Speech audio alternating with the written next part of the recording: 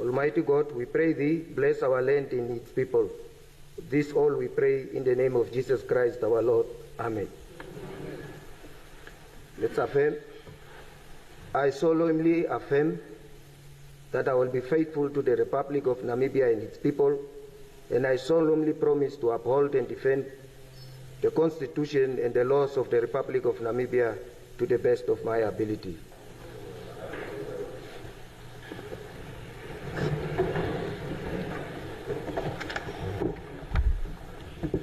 Session is called to order.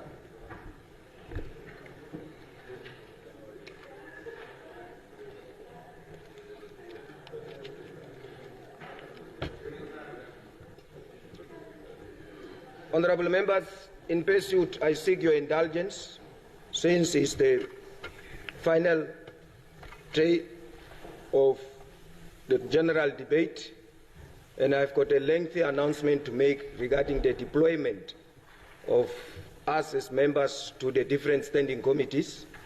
Procedurally, even though I mentioned the other steps like questions and motions, that we can maybe skip that to accommodate the time that is there. I sincerely just seek your indulgence in that, because I've got an 8-page deliberation that I need to give regarding the feedback and deployment of members to the different standing committees. Now, the rule dictates that after the selection committee, the Speaker must make the announcement. Only thereafter is the appointment now regarded as duly legal. Before the announcement, it cannot. So on the basis of that, I seek your indulgence. Two, the Honorable Motu is not here. The question of Honorable Motu that is posed to the Prime Minister. Inasmuch as we agree, it says, the rules are saying the question must be addressed to the responsible minister. So we are going to legally get a direction, and then substantiality, the question stands, there is nothing. It's only whether it's the Prime Minister to answer or the responsible minister. And even if it is the line minister, I think the best approach should be every question to be addressed to the line minister. If the answer is not satisfactory, then we move to the next level. So there is a legal element in that. That's why I'm saying we are just pondering our thoughts and will provide feedback. But the question stands. It's only that whether is it directed, is it fair and proper and just to direct it to somebody else while there is a person in that particular appointment. That fair and done, allow me now, therefore, to report to the House on the appointments or deployment in terms of Rule 6 of the rules for establishing functioning and procedures of the parliamentary standing committees. I am pleased to inform you that the selection committee has considered the nominations for appointment to committees established by Rule 7 as per the functions of the selection committee. I would like to hereby report to the House in terms of Rule 6, Subclause 1, and make the announcement of the appointments to the following standing committees as confirmed. Committee 1, Committee on Constitutional and Legal Affairs and Petitions,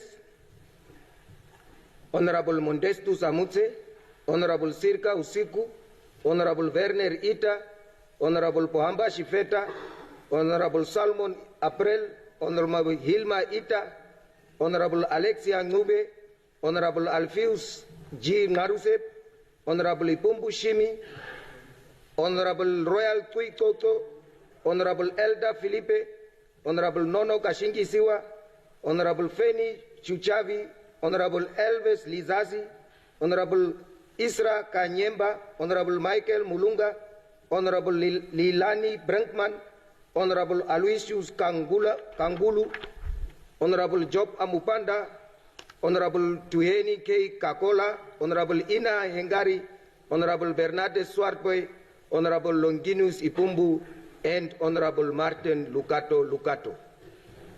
Committee on International Relations, Defense and Security, Honorable James Weruga, Honorable Feni Chuchavi, Honorable Derek Klassen, Honorable Mondestu Samutse, Honorable Elda Felipe, Honorable John Likando, Honorable Pohamba Shifeta, Honorable Marius Shea, Honorable Marta Itope, Honorable Royal Kwikoko, Honorable Tiene Congo, Honorable Vehaka Erunga, Honorable Paula Cooper, Honorable Rodney Klute, Honorable Aloysius Kangulu, Honorable Ezra Kanyemba, Honorable Nelson Kalangula, Honorable Roderick Likando, Honorable Job Amupanda, Honorable Esther Haikola Sakaria, Honorable McHenry Venani, Honorable Utara Motu, Honorable Nico Somae, and Honorable Martin Lucato. Committee on Economy and Industry, Public Administration and Planning, Honorable Ipumbu Shimi, Honorable Hilma Ita, Honorable Velema Mutenya, Honorable Sharonese Bush, Honorable Marlene Bakera, Honorable Clemencia Klute, Honorable Justina Jonas, Honorable Feni Nanyeni, Honorable Sebastian Karupu, Honorable Toby Aupindi, Honorable Sirka Ausiku, Honorable Marta Itope, Honorable James Werikwa, Honorable Michael Mulunga, Honorable Ims Nashinge, Honorable Ferdinand Hengombe, Honorable Dilani Breckman, Honorable Elvis Lizasi, Honorable Vaino Angula, Honorable George Kambala, Honorable McHenry Venani, Honorable David Aigup, Honorable Nico Sumaib, and Honorable Matthias Mbundu. Committee on Natural Resources, Honorable Toby Aupindi, Honorable Tuliki Abrams, Honorable Feni Nayeni, Honorable Elda Filipe, Honorable John Likando, Honorable Poamba Shifeta, Honorable Ephraim Nekongo, Honorable Vehaka Herunga, Honorable Mendestu Samutse, Honorable Sebastian Karupu, Honorable Clemencia Klute, Honorable Clemencia Kutie, Honorable Marius Shea, Honorable Velem Amutenya, Honorable Ferdinand Hengombe, Honorable Armas Amukoto, Honorable Emmanuel Nashinge, Honorable Roderick Likando, Honorable Otilie Haitota, Honorable Tuafeni Kakola,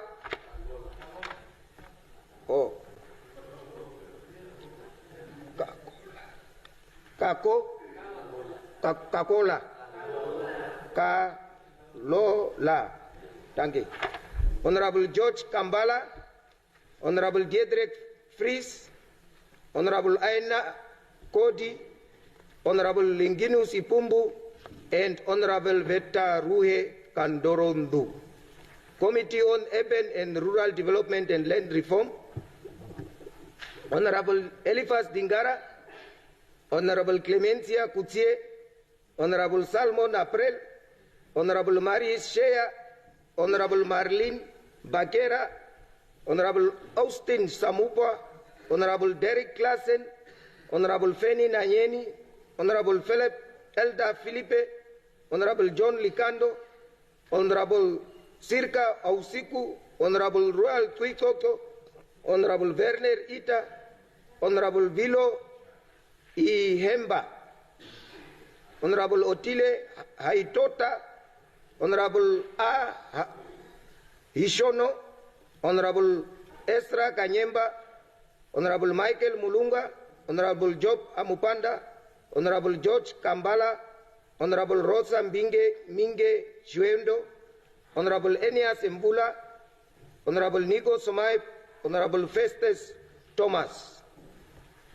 Committee on Education, Youth, Civic Relations and Community Development, Honorable Marlene Bakera, Honorable Austin Samupa, Honorable Alexia Ngube, Honorable Tuliki Abram, Honorable Velem Amutenya, Honorable Sharonese Bush, Honorable Feni Chuchavi, Honorable Derek Klassen, Honorable Mondestus Ashipara, Honorable James Werikwa, Honorable Vaheka Herunga, Honorable Nono Kashingisiwa, Honorable Sophia Shaningwa, Honorable Berta Gifikwa, Honorable Abnego Hishono, Honorable John Low Mouton, Honorable Lilian Lutahesi, Honorable Vilo Iemba, Honorable Tuafeni Kalola, Kalola. Tuafeni Kalola, Honorable George Kambala, Honorable Rosa Mbinge Shwendo, Honorable Utara Motu, Honorable Nico Somai, and Honorable Ambrosius Kumbwa.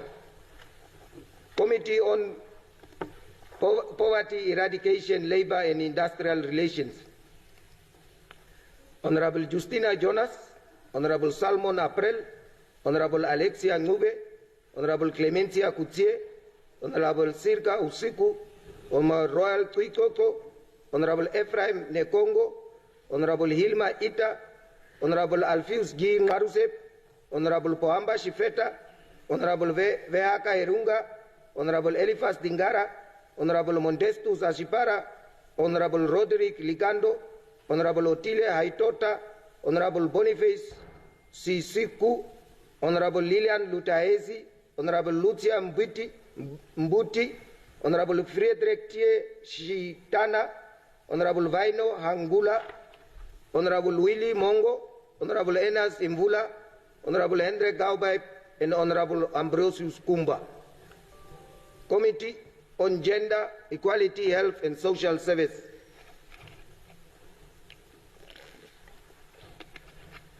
Honorable Nono Kashingisiwa, Honorable Feni Nyanyeni, Honorable Sharonis Bush, Honorable Feni Chuchavi, Honorable Justina Jonas, Honorable Tuliki Abrams, Honorable Ephraim Nekongo, Honorable Hilaria Mukapuli, Honorable Paula Kuoper, Honorable Alfius Marusep, Honorable Pohamba Shifeta, Honorable Alexia Ngube, Honorable Sofia Shaningwa, Honorable Lilian Lutaezi, Honorable Lucia Mbiti, Honorable Lilian Breckman Mbuti, Honorable Lilian Brenkman, Honorable Boniface Sisiku, Honorable Armas Amukoto, Honorable Esther Aikola, Honorable Friedrich Shitana, Honorable Winnie Mongo, Honorable Aina Kodi, Honorable Linginus Ipumbu, and Honorable Betarue Kandorondu. Committee on Information Communication Technology. Honorable Sebastian Karupu, Honorable Marta Itope, Honorable Elifas Dingara, Honorable Mondestu Samute, Honorable Velema Mutenya, Honorable Ipumbu Shimi, Honorable Paula Kuoper, Honorable Hilaria Mukapuli, Honorable Feni Nanyeni, Honorable Tuliki Abram, Honorable Toby Aupindi, Honorable Hilma Ita, Honorable Salmon April, Honorable John Low Muton, Honorable Boniface Sisiku, Honorable Michael Moshindange, Mandindange, okay, Moshindange, Dangi, Honorable Emmanuel Nashinge, Honorable Elvis Lizasi, Honorable Vaina Hangula, Honorable Friedrich Tie Shitana, Honorable Winnie Mongo, Honorable David Aiku, Honorable Matthias Bundu, Honorable Evalistus Karonda. Committee on Public Accounts, Honorable Evalistus Karonda, Honorable Hendrik Gaubay, Honorable Bernardes Swarpoy, Honorable Ina Hengari, Honorable Vaino Hangula, Honorable Jopa Mupanda, Honorable John Low Muton, Honorable Bertrand Ifikwa, Honorable Rodney Klute, Honorable Nelson Kalangula, Honorable Michael Moshihandinge, Honorable James Weruka, Honorable Marlene Bakera, Honorable Derek Klassen, Honorable Nono Kashingisiwa, Honorable Hilaria Mukapuli, Honorable Ipumbu Shimi, Honorable Mondestu Samute, Honorable Werner Ita, Honorable Marta Itope, Honorable Toby Opindi, Honorable Sebastian Karupu, Honorable Mondestus Ashipara, and Honorable Pohamba Shifeta. Committee on Budget and Finance, Honorable Hilaria Mukapuli, Honorable Marius Shea, Honorable Austin Shamupa, Honorable Werner Ita, Honorable Elifas Dingara, Honorable Michael Moshindange,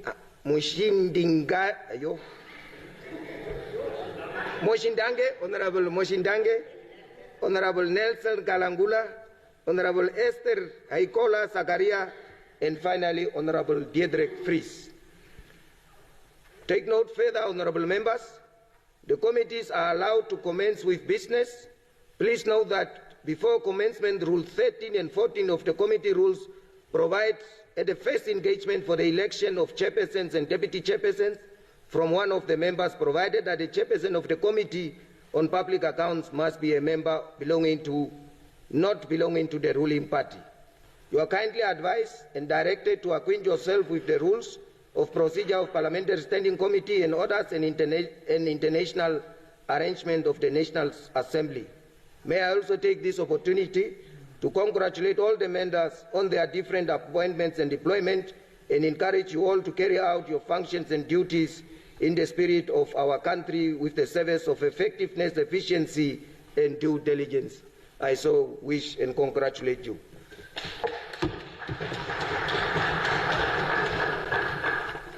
Maybe also as guidance,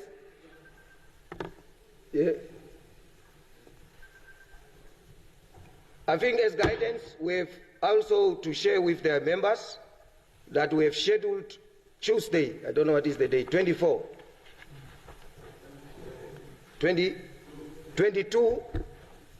not to have a session so that the committees can convince the whole day. The different committees, the allocation of time slots will be communicated via the normal channels so that the members knows that which different times. But for Tuesday, there will be no sitting, but that every 2 hours is used for the whole Tuesday up until Wednesday morning, so that the appointment and the full functioning establishment of committees can then now take place and the chairpersons be announced on the Wednesday session. Thank you. That said and done brings us now, as I have agreed, I just seek the indulgence. I will read them, but I don't expect anything. Any petitions, any reports of standing committees, other reports, notice of questions, notice of motions, message from head of state, mineral. Yeah, it's because ministerial statements. No, we have agreed, my brothers. Order paper. The secretary will read the order of the day.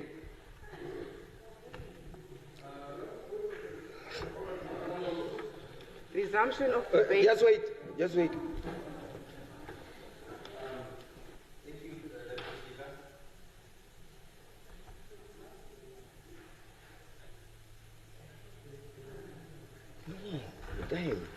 Thank you, Deputy Speaker.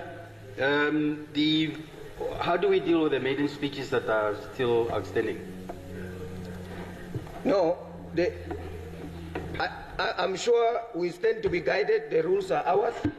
What we thought is, once we conclude, we go into committee stage. It can still be accommodated, my view, under committee stage.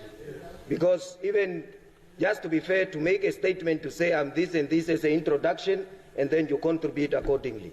I think it can still be accommodated during committee stage. Yeah. Okay. Thank you. Thank you for your understanding. The Secretary will read the first order of the day. Resumption of debate on second reading, appropriation bill.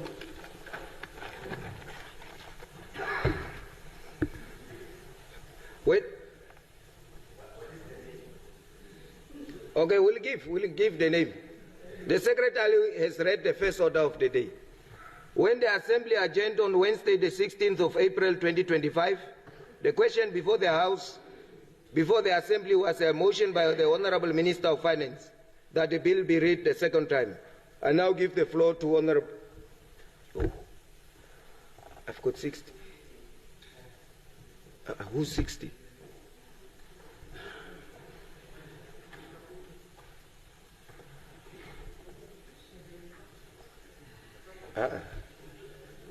Here it shows 60. I'm just trying to get.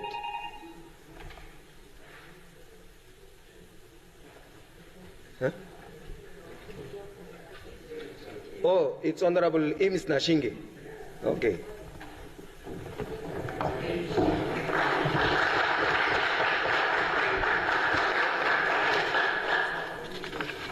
Thank you very much.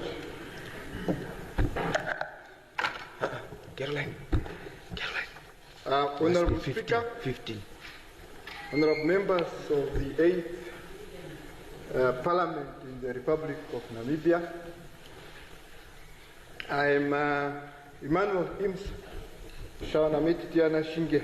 I was born in Onanjaba, a village in Okalongo constituency of Umsate region, a place where government policies often arrive last and leave first.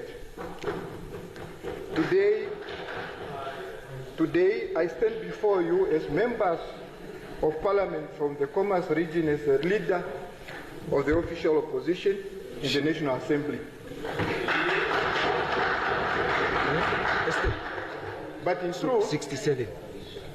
I am just a son of this land, a proud one, sent here by over 220,000 voices who voted for the IPC because they are tired of being ignored who this seat belongs to. I'm not here to impress. I'm here because my job, as I see it, is to bring the realities of the people into this house. That is what I'll be doing. Let me begin with the position I now hold, leader of the official opposition. There's been a lot of talk about this role. Some have asked if it's legal, others if it is powerful, and a few were wondering whether I will end up clashing with my president, Dr. Panduleni Tula, aka Kanjapa.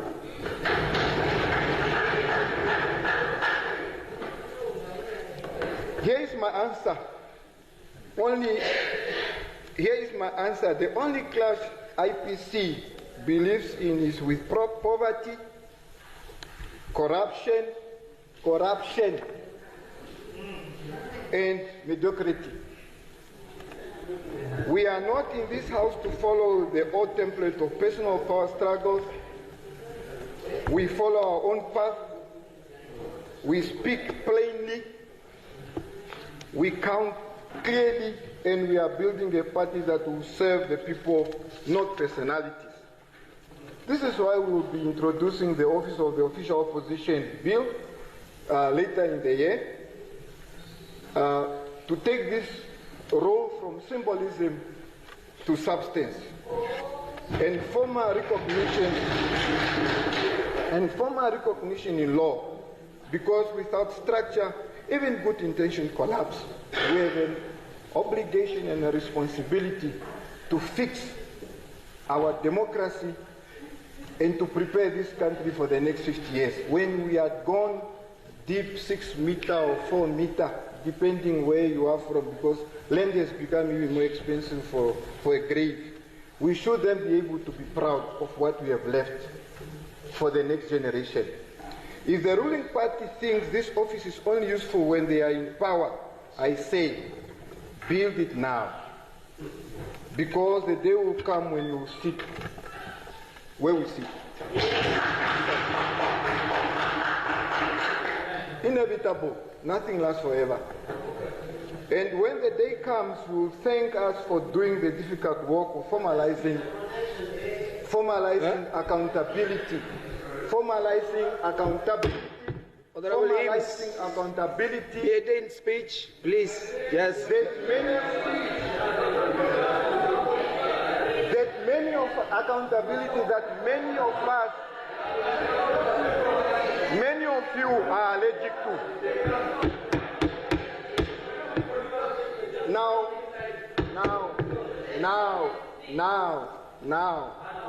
let us turn to the Minister of Home Affairs. Immigration, Safety and Security, a powerful name indeed. A long name, but the truth is, it does not feel powerful when a woman in Kunene region waits 3 months for her child birth certificate. Or when a police officer in Oshikoto or Mbwaria Totina earns so little that he sleeps in a shack and walks to work with a borrowed uniform. The ministry has 5 core pillars: policing and uniform services, immigration and borders, cyber security, civil registration, correctional services. Let's be honest. Let's be honest. No. Deputy Speaker. No, honorable members. No, honorable, just take your seat, please. Honorable members, the speaker normally is just to guide the proceedings. Don't make the speaker a participant in your discussions. You have made us to sit and preside. The member is having the floor. Let us listen courteously. It's a maiden speech. Please, honorable members. Yeah. And honorable members, please, the other things that you are doing, just know that the next time it could be done to you. And we are here. You see, let's have meaning to the words we are saying. Let's have meaning to those little words. And let's raise and know that greatness comes from the simplicity of your behavior. Please, I'm not there to guide you. I think you are honorable member. No, everybody, don't go in there. It takes two to tango. It takes two to tango. So everybody, members, people are looking at us outside. And this is the reflection, regardless of what you are delivering. At the end of the day, the impression the people are giving comes from us, collectively. Honorable Speaker, thank you very much for doing your job so perfectly. Let us be honest, all five are in distress. Those core pillars of the Ministry of Home Affairs that I've mentioned. Let us be honest, all five are in distress. I re-emphasize. We ask our police officers to guard the streets, chase robbers, and protect our borders and protect political elites.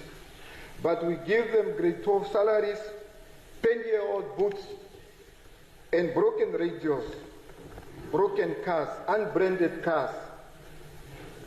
They should at least show these are police cars and so forth. No housing, no transport, no mental health support. No mental health support. We are all human and we face difficult challenges doing our work, but we need that support so that we are able to be productive members of society in our different and various roles. Some of them have resigned in large numbers, and who blames them? I would also resign if my salary couldn't pay for a one-bedroom flat in the city I'm supposed to be protecting. We cannot keep telling our security officers, oh, you are the backbone of national security, and then break their backs with poor pay and worse working conditions. On immigration and border control, I have read the reports, I have seen the footage, border posts without scanners, fences vandalized, one officer manning an entire post, and I'm told by villagers that you can cross from Angola to Namibia without ever seeing an officer. Just follow the path through the bush. Where I come from, Okalongo, of course, they are our cousins and brothers on the other side, but there is a need to have a proper system that is working to protect the integrity, the territorial integrity of our motherland. This is a national emergency, the way things are. We are now in the oil era. Some are excited because they are positioning themselves, but in this oil era, let us be clear on that oil brings opportunities, yes, but also organized crime, economic sabotage, and transnational mafias. If our border remains this porous, we are not protecting the oil, we are opening vault. Cybercrime. This one is quiet but dangerous. We have no real crime, we have no real cybercrime unit. The officers assigned to it have no IT training at all. Fraudsters are targeting our pensioners and our businesses on a daily basis. Yet, nothing seems to be put in place to address this challenge as fast as possible. And still, the cybercrime budget line is invisible. We want biometric passports, but we don't invest in cybersecurity. How can we get that right? That is like building a new house and leaving the front door wide open. I call for a digital forensic lab, a cybercrime hotline within the ministry where I'm a shadow minister. I don't know why some of our lovely members are allergic to shadow, the word shadow, because you all have shadows. If you don't have a shadow, Honorable Eames, please. Yeah. I call for a digital forensic lab. Come on, guys, are we not happy? No, please, Eames. Cybercrime hotline, and at least 20 properly trained cybercrime investigators by the next year. If Botswana and Rwanda can do it in this continent, Namibia can too. Civil registration. I want to salute the team at Home Affairs for the recent improvements, especially the mobile registration drive and the push for ED cards. But more should be done. But still also, about 126,000 Namibians have uncollected IDs. In some regions, birth certificates are delayed by months. In other, people don't even know they must register as citizens of this country. Let's fix this as soon as possible. Let's decentralize ID printing to every region, and let us launch a proper notification system that actually works. And let us treat documents as a right and not a privilege. No Namibian should miss out on a job, grant, or a vote because the system failed them. We're still buying overpriced maize from middlemen when we can grow our own. No, sorry. Let me go back. Correctional services. Let me also touch on the correctional services. You may not think of prison farms as a priority, but I do, because the correctional service farms at Divundu, somewhere in Tsumeb and the south now, and Katima have saved this country 18 million Namibian dollars in food costs. These are not just farms, they are opportunities for all of us. Why can't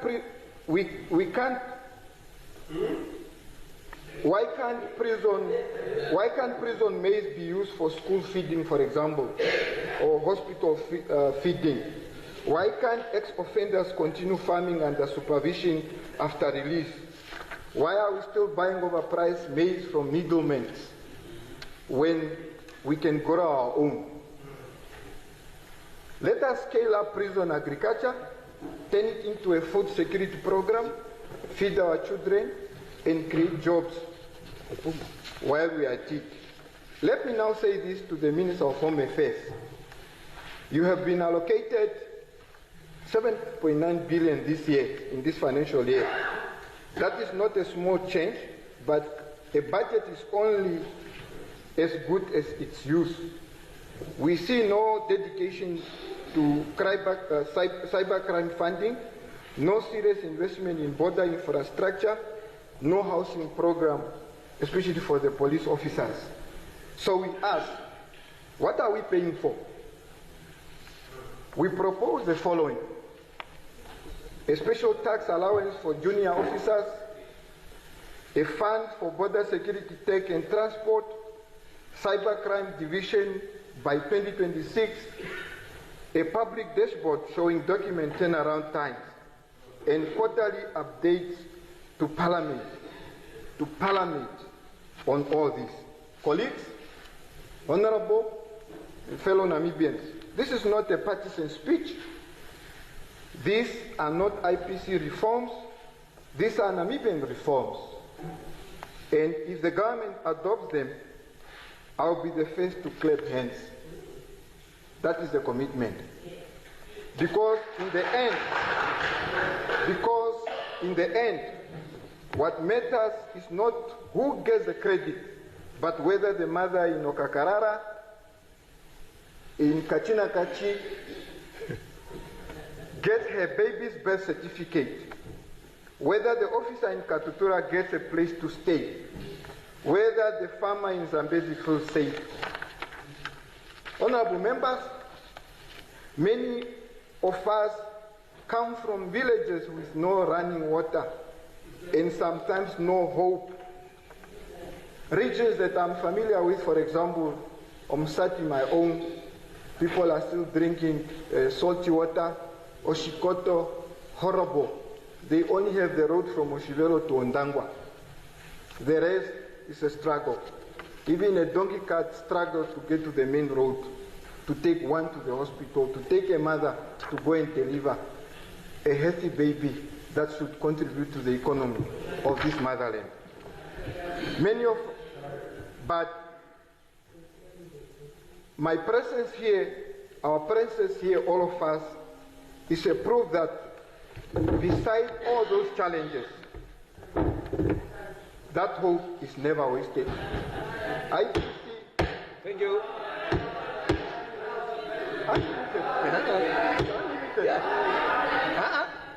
It's maiden speech. It's not unlimited. It's during. No, but I'm sure the message. No,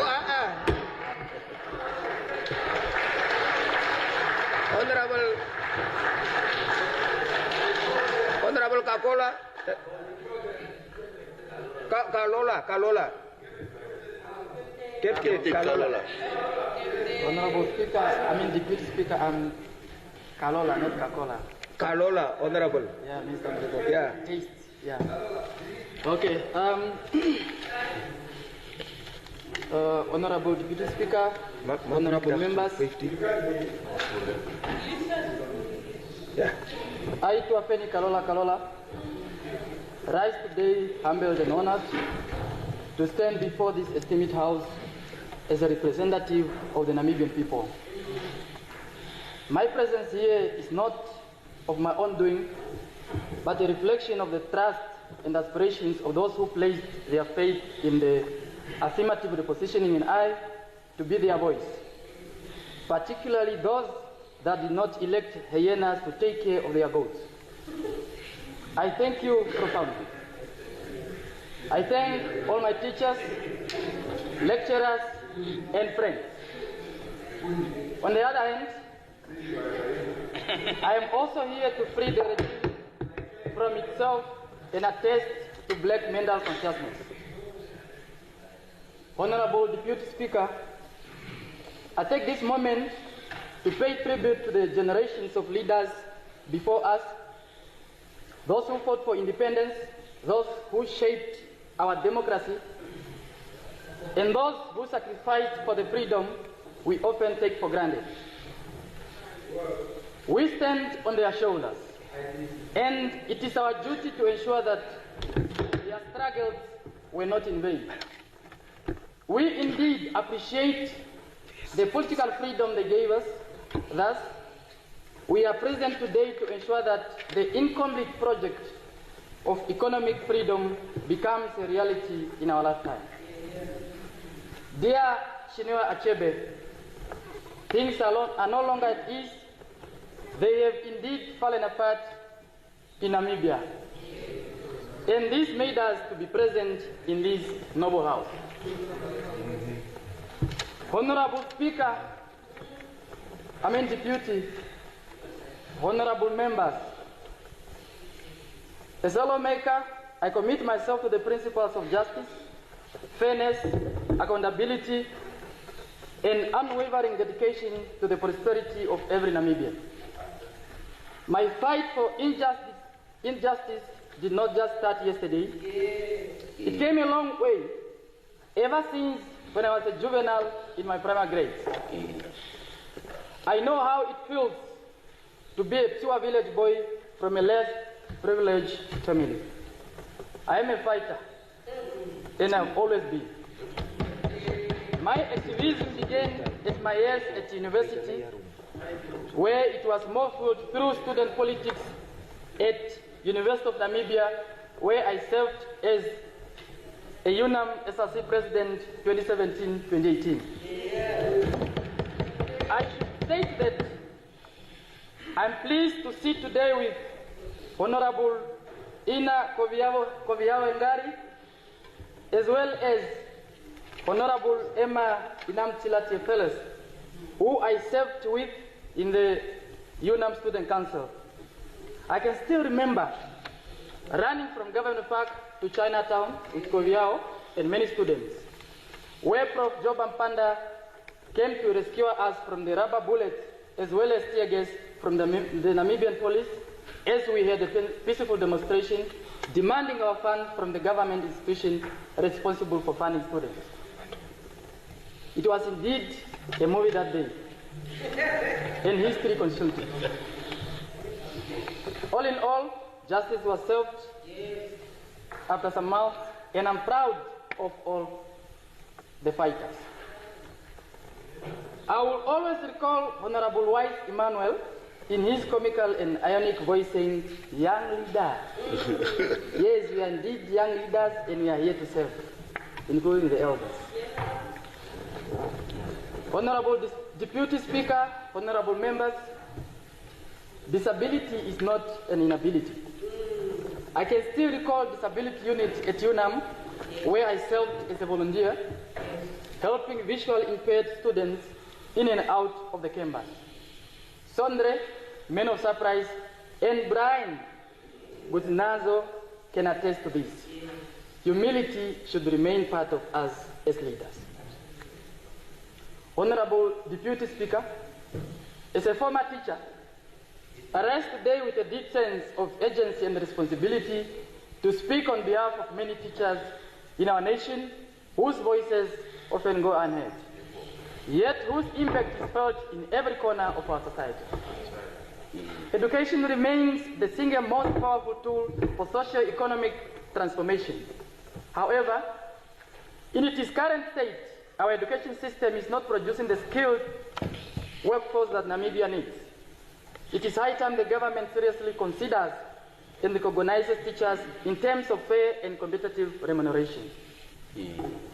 The teaching profession is the foundation of all the professions. Without teachers, there will be no doctors, engineers, no parliamentarians, just to mention a few. Astonishingly, what these educators get does not reflect the vital role they play in society. The Education Act should equally be reviewed to safeguard and protect teachers. As it stands, teachers are at risk of losing their jobs in enforcing discipline among learners. Honorable Deputy Speaker, honorable members, we must also address the structural gap in the education sector. There is a need to introduce grade 7 to bridge the divide between classroom teachers and heads of departments. There is no motivation of studying further in education because you can hold a PhD degree and yet remain as an ordinary teacher. Furthermore, let us not forget the elephant in the room, overcrowded classrooms, the teacher-learner ratio in many of our public schools. This is putting pressure on teachers and at the same time robbing Namibian learners of quality education. Honorable members, what about introducing assistant teachers?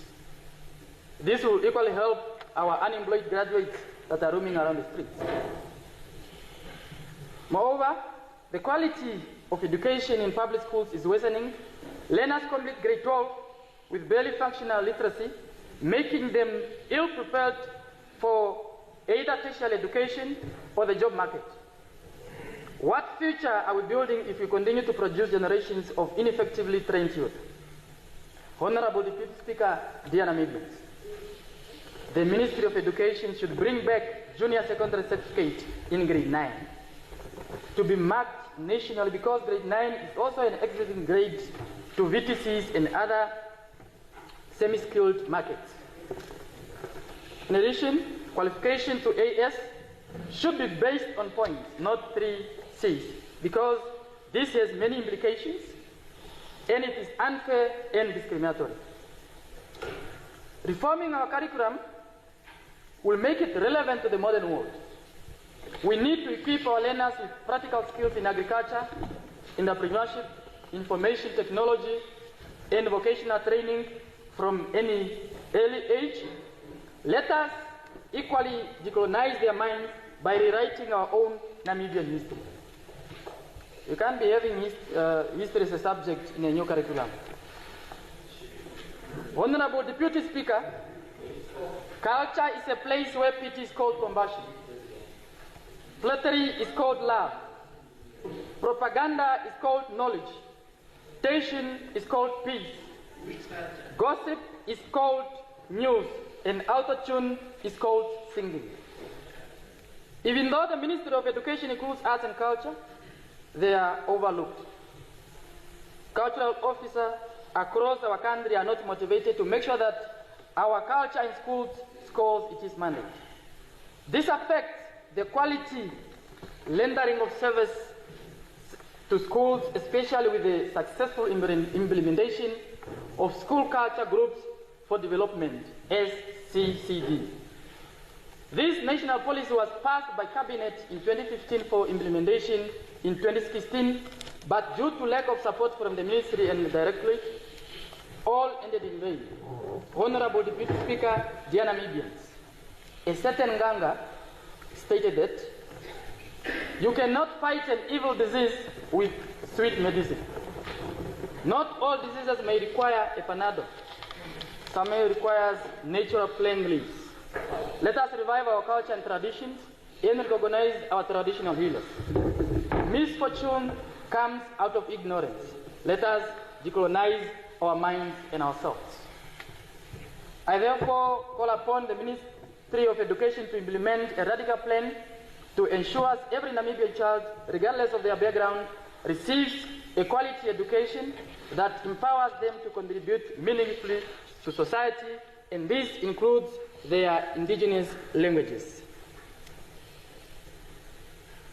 Honorable members, we cannot speak of economic growth and development without addressing Namibia's road infrastructure.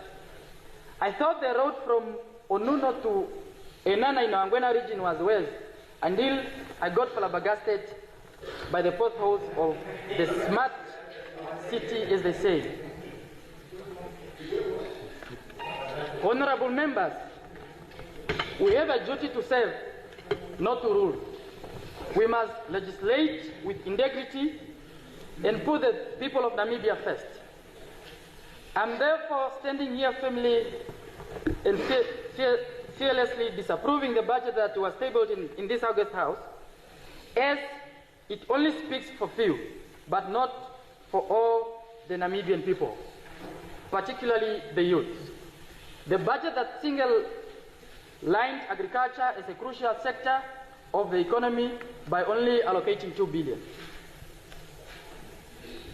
We must listen to the cries of the unemployed youth, the struggling farmer, the overworked teacher at Nangonda Combined School in Ongaseket, the nurse working under poor conditions in Marienda Clinic, and the entrepreneur fighting against an unyielding system. We need a parliament that is fearless in demanding accountability from the executive. We need laws that shield our citizens, not oppress them. We are not going to allow money being allocated corruptly to promote comradeship and abandon the needs of the Namibian people. George Orwell stated in his fable titled Animal Farm that all animals are equal, but there are some animals that are more equal than others. They are activists, they are Namibians. All the animals must be equal in our lifetime. In a nutshell, to my fellow Namibians and my family in Ongenga and in Anjala Shkongeni, I say this. I am your dealer in hope. The future of our country is still in our hands. To my father, Johannes Kalola Eweka, and my entire family, including my flesh, Godwin, Golden, and Grace. And my big brother, Nathaniel Nituamata Kalola, I will always cherish you. Last but not certainly least, to my late mom, Tulipawa Haikuti, your spirit lives with me, and I'm still your champion. I thank you.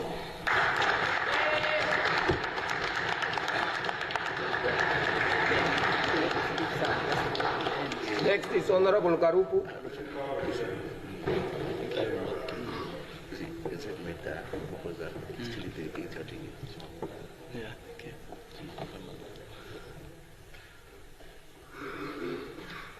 Thank you very much, Honorable Deputy Speaker, honorable members, fellow Namibians, for the floor. No, I don't. You and I don't to make me the speaker. Exactly. I rise with humility in this chair of my leader, the Honorable Deputy Speaker. I was advised to come here temporarily while he's busy arranging the seating arrangements to pave way to one of the leader of a political party, which I hope will join his space here, I can see. Then I'll go back to my seat. Honorable Deputy Speaker, the honorable members that spoke before me have touched more on what needs to be done and what our country is facing economically. So I wanted to briefly touch on the economic headwinds. If need be, I'll touch also globally, because Namibia is part of the globe. I wanted to say that for the economy to accelerate, we have to look at factors that contributes to the economic growth of a country. And there are 4 factors referred to as factors of production. They are land, labor, capital, and entrepreneur. These are very important 4 factors of production. Once the country gets it right, then the economy will accelerate. Starting with the first factor, land. Maiden speech. Land, it is very much disheartening to learn that our country, about 85% of agricultural land are still in the hands of the few who are mostly the descendants of the colonizers. Yes. Yes. Honorable Deputy Speaker, honorable members, fellow Namibians, there's no development that can take place without land. Agricultural production that we are, all of us, are embracing here in this house, we wanted to see takes place on land. Mineral and natural resources are found on land. Therefore, I want to agree with my uncle there, the Honorable Martin Lucato, that it is time for us to implement the resolutions of the second land conference we had. It's very much important as a nation. Honorable Deputy Speaker, honorable members, fellow Namibians, coming to labor, which also referred to as human capital.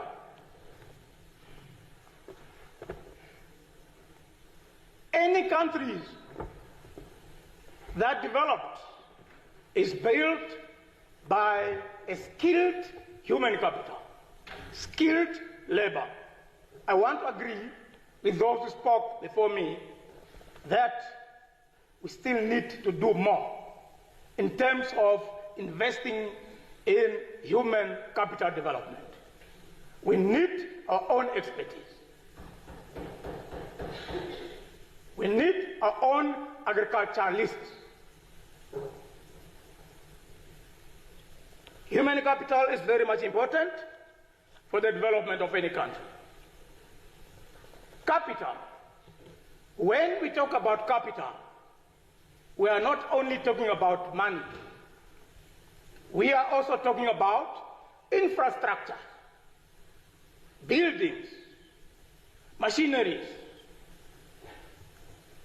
and other tools that enable us to produce more or to increase our production.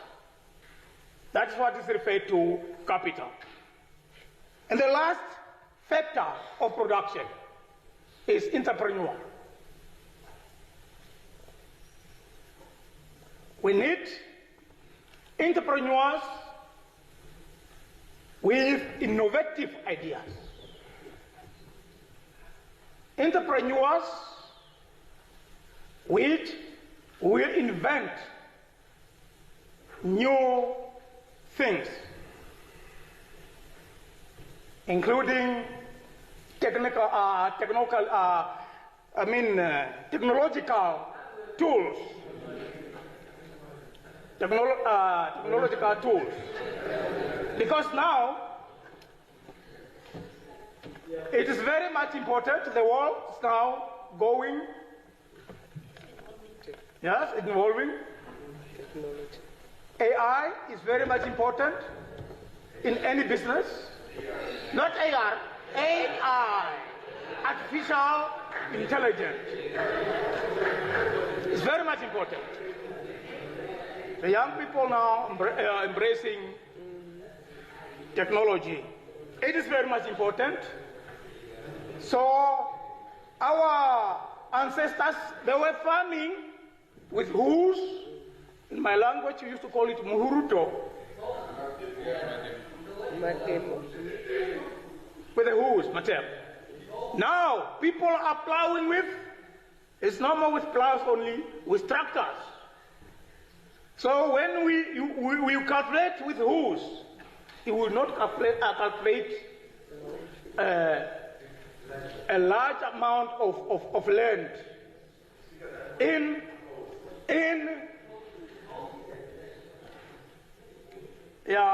a shorter period of time. But when you calculate with tractors,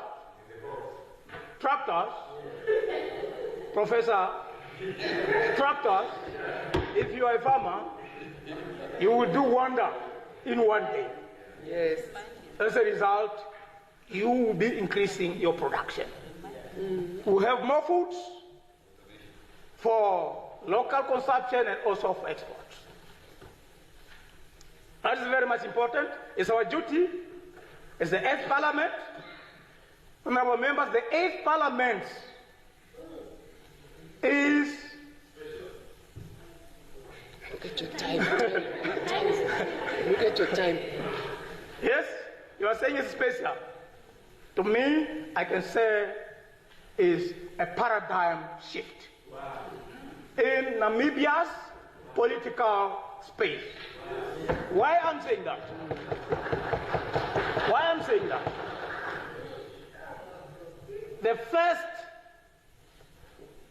our forebears, the first parliamentarians of the first parliament, they comprises of members that were born in 1920s up to the youngest 1950s.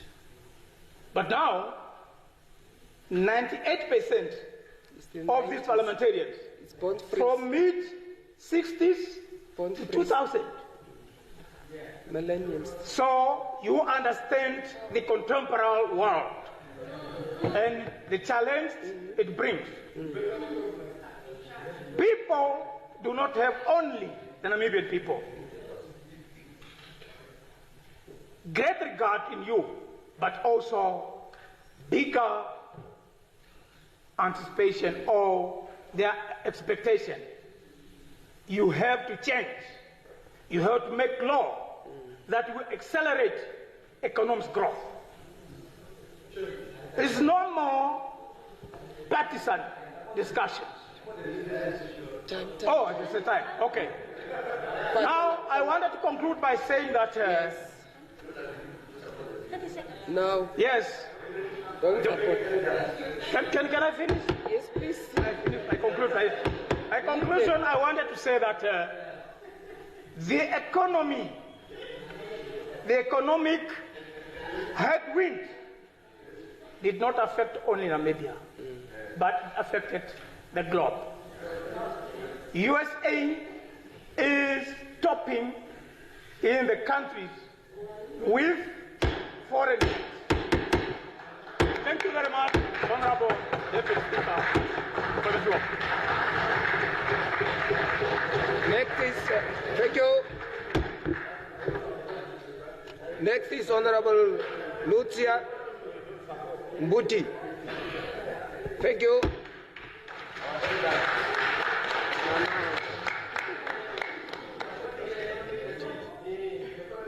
Honorable Thank you. Maiden speech, please. Honorable Deputy Speaker, Honorable Members of Parliament, and the Namibian nation out there. I stand before you today humbled and deeply honored as a representative of the Namibian people, who entrusted me with their hopes, dreams, and aspirations. My name is Lucia Yatuli Kwambuti, born in Omaruru, Erongo region, and raised in Osho Horongo, Okoshimuti Shogondeo, Laures constituency. I came from the lineage that values community, hard work, and resilience. My journey began in the classroom of Osho Horongo Primary School, where I laid a foundation for my education. From there, I moved to Opuo, Okunene region, for my junior grades, and later advanced to Agustinium High School, where I completed my final years of education. It was in these formative years that I first discovered a transformative power of education, the driving force that shapes not only individuals' futures, but the destiny of the entire nation. I learned that perseverance is the key to overcome challenges, and that determination can turn adversity into opportunities. Honorable Speaker, honorable members, for 12 years, I volunteered to serve my community wholeheartedly as a secretary to the senior councillor at the Verawa Traditional Authority. I then also dedicated 15 years of service to the Osho Horongo Primary School as a school board member, ensuring that education remained a pillar of strength for the young minds in our society. My political journey took shape when I joined the Independent Patriots for Change on the 10th of September 2020. The leadership of the great IPC entrusted me with the role of an acting chairperson, and just 2 months later, I was nominated as a candidate for the regional local authority elections in Daures constituency, just as a grassroots participant. I engaged with communities, listened to their struggles, and vowed to be the voice for the voiceless. As the Shadow Deputy Minister of Gender Equality and Child Welfare, I would like to address the most critical issues affecting our society, men, women, and children.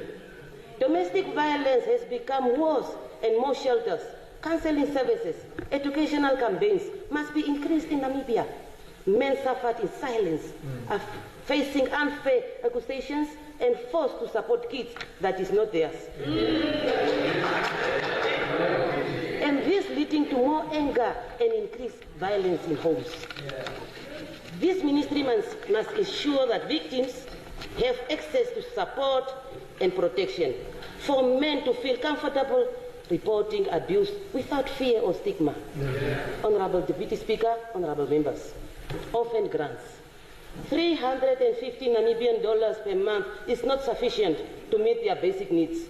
Neither does it cover a full set of school uniform or buy stationaries. It must be increased to ensure that those children have better chance of survival. I do propose immediate review of this budget. In conclusion, honorable members, I I thank my president, Dr. Panduleni F. Bango Itula, and the entire IPC leadership for their encouragement, shaping me, guiding me in this political journey. To the ground mobilization commanders out there, it's because of your hard work, dedication that make all this possible. This is not the end, but the beginning of a new journey. To my brother, Ushiverisha Mama, Moses Friedrich Shivetambuti, and his wife, and the entire Buti family, thank you for pushing me forward. My spiritual father, Archbishop Nicholas Kanga Kaura, and the whole congregation of Stand, Oruthuo Healing Mission Church, thank you for your prayers. Namibia is all we have. Namibia is not for sale. We must and we can save it. God bless Namibia.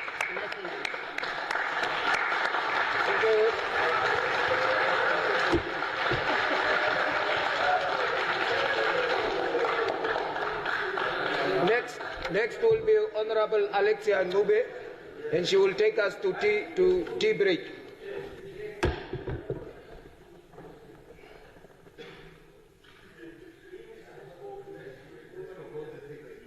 Please.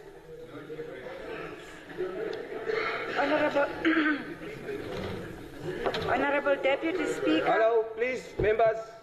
She is saving the Honorable floor. Deputy Speaker, honorable members, I wish to express, first of all, thank you very much for the opportunity, and I wish to express my sincere gratitude to former President, the second President of the Republic of Namibia, Dr. Hifikepunye Pohamba, who introduced me to a mainstream politics by nominating me as a Member of Parliament. His decision reflected a strong commitment to inclusivity and equal opportunities for all. It was a significant step forward in promoting representation within decision-making processes of governance. I remain honored by the trust he placed in me. Thank you, Tate.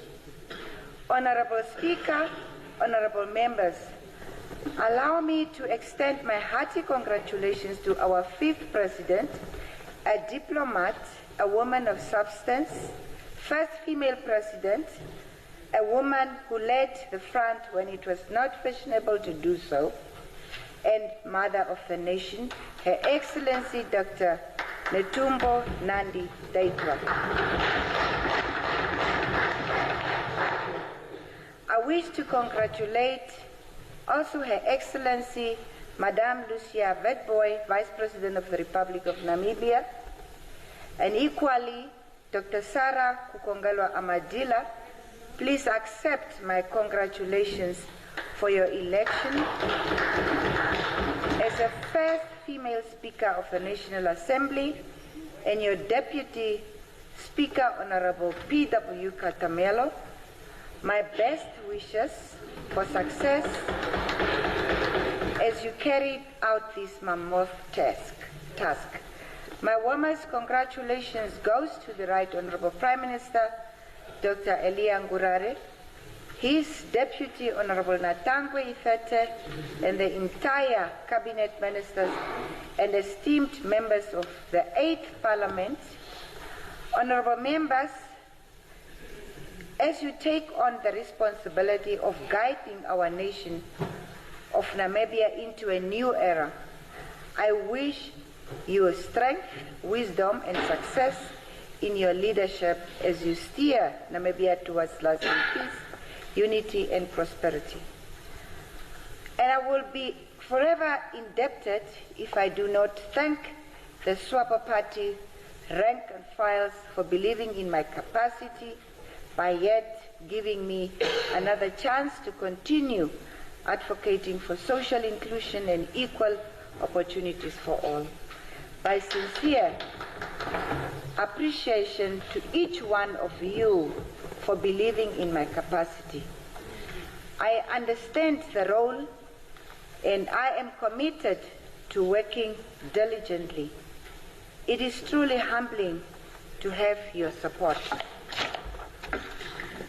Allow me to sincerely thank the Honorable Minister of Finance, Honorable Erika Shafuda, for her tireless efforts in drafting the 2025-2026 national budget within a limited time frame. Your dedication, theme under Beyond 35 for a Prosperous Future, is truly commendable. I salute your leadership and commitment. Well done, Honorable Minister. Honorable Speaker, honorable members, it is with deep sense of responsibility to address a matter of national importance, and that is the inclusion, empowerment, and recognition of persons with disabilities in our Republic. I would like to talk about this issue because it's an issue that is always overlooked and an afterthought and seen as an easy task. However, we forget its complexity and its developmental nature. As we engage in budget discussions, I believe it is worth reflecting on how far we have come in ensuring that all Namibians, regardless of physical or mental ability, are adequately and equitably represented in our national plans. It is an opportune time to ask ourselves whether we are truly budgeting for all and whether our development agenda is anchored in the values of inclusivity, equity, and justice. The late President, Dr. Hakaji Geingob, reminded us that inclusivity spells harmony and exclusivity spells conflict. In that spirit, we are reminded that an inclusive Namibia is a stronger Namibia, a nation that thrives when no one is left behind. Namibia is a proud signatory to the United Nations Convention on the Rights of Persons with Disabilities, which in Article 9 calls upon state parties to ensure that people with disabilities enjoy equal access to physical environment, transportation, information, and communication technologies. These are rights, not privileges, and they call for deliberate planning, sufficient budgeting, and sustained action. Honourable members, Honourable Deputy Speaker, there is an opportunity to strengthen support for people with disabilities across various sectors. For instance, the Minister of Health and Social Services plays a critical role in providing assistive technologies such as wheelchairs, hearing aids, screen readers, and braille devices. These are essential health products that are as important as any medication. With increasing demand and significance of such technologies, it may be helpful to elevate their priority within our health budgeting and procurement plans, ensuring timely and equitable access for all.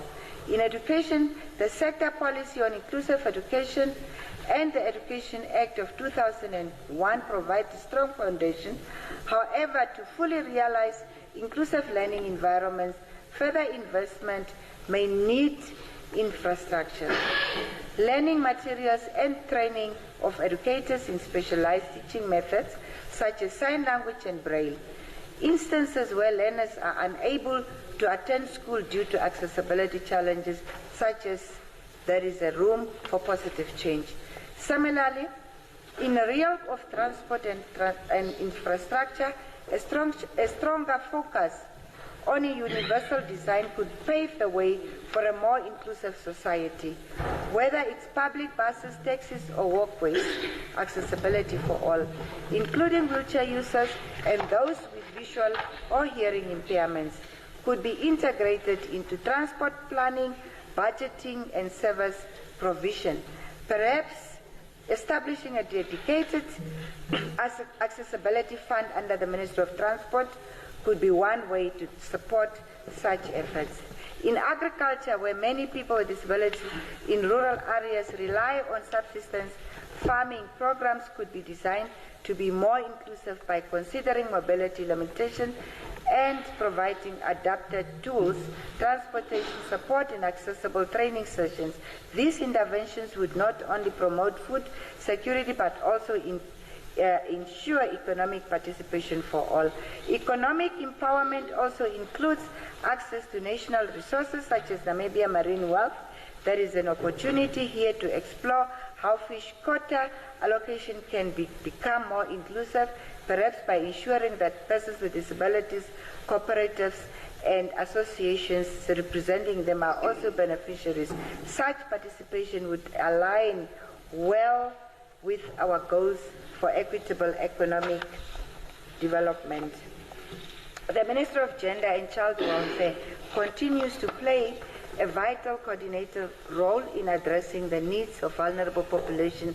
However, to strengthen its impact is an urgent need to promote gender equality among layers of discrimination, both as persons with disabilities and based on their gender.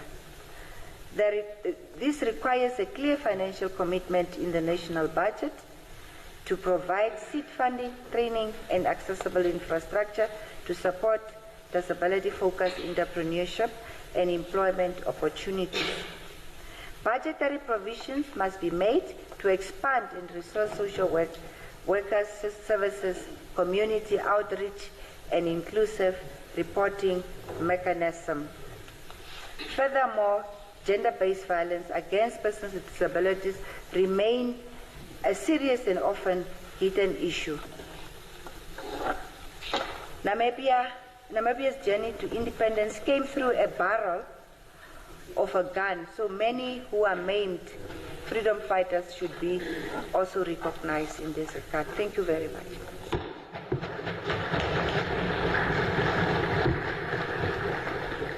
Thank you, Honourable Member. That brings us to break. There was a glitch here in the system. I've got, when we start, we'll break now up until 10:40. I've got Honourable April, Honourable April, Honourable Mvula, and Honourable Share. Yeah, yours is there. You are there. Don't worry. I mean, even you are intimidating. I can't oversee you.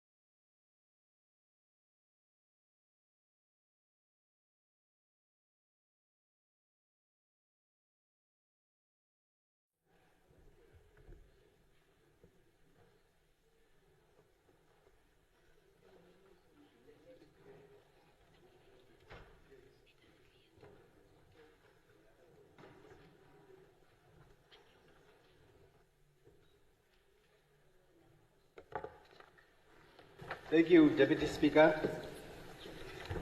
I would first like to 15 minutes. dedicate this day of my maiden speech to my late grandfather, that's Simon Legumborievura from Molutsidi. I dedicate the same day to my late grandmother, Sylvia Wakaroranjene Yakaror, originating from Etunda village in Onganjera.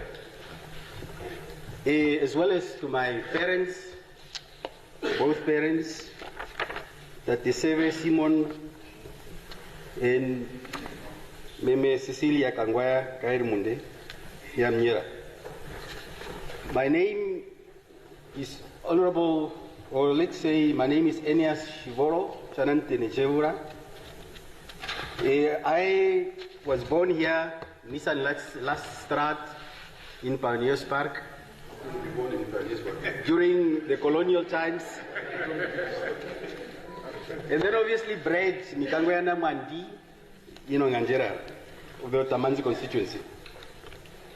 Honorable Speaker or Deputy Speaker, honorable members, I stand here today not as an individual, but as an embodiment of the people's historical struggle, forged in the fires of the 1982 and sharpened through the betrayals of post-independent Namibia. I'm the voice of those long denied land, justice, and dignity. My presence in this 8th Parliament is not a personal victory, but a collective assertion of the unshakable will of the working poor, the landless, the dispossessed from the fertile banks, of the Zambezi to the arid heartlands of Omaheke, who have grown weary of cosmetic change. I salute the unwavering and militant leadership of Honorable Bernardus Swartboy, a revolutionary whose relentless commitment to justice continues to anchor a people's movement, built on a privilege but on pain and purpose. To my family and comrades and the masses who have entrusted me with this duty, this mandate is not mine, it is your mandate. We are here to dismantle the architecture of elitism, to disrupt the comfort of the ruling classes, and to forge a new Namibia where power is reclaimed by the people, not hoarded by the privileged few.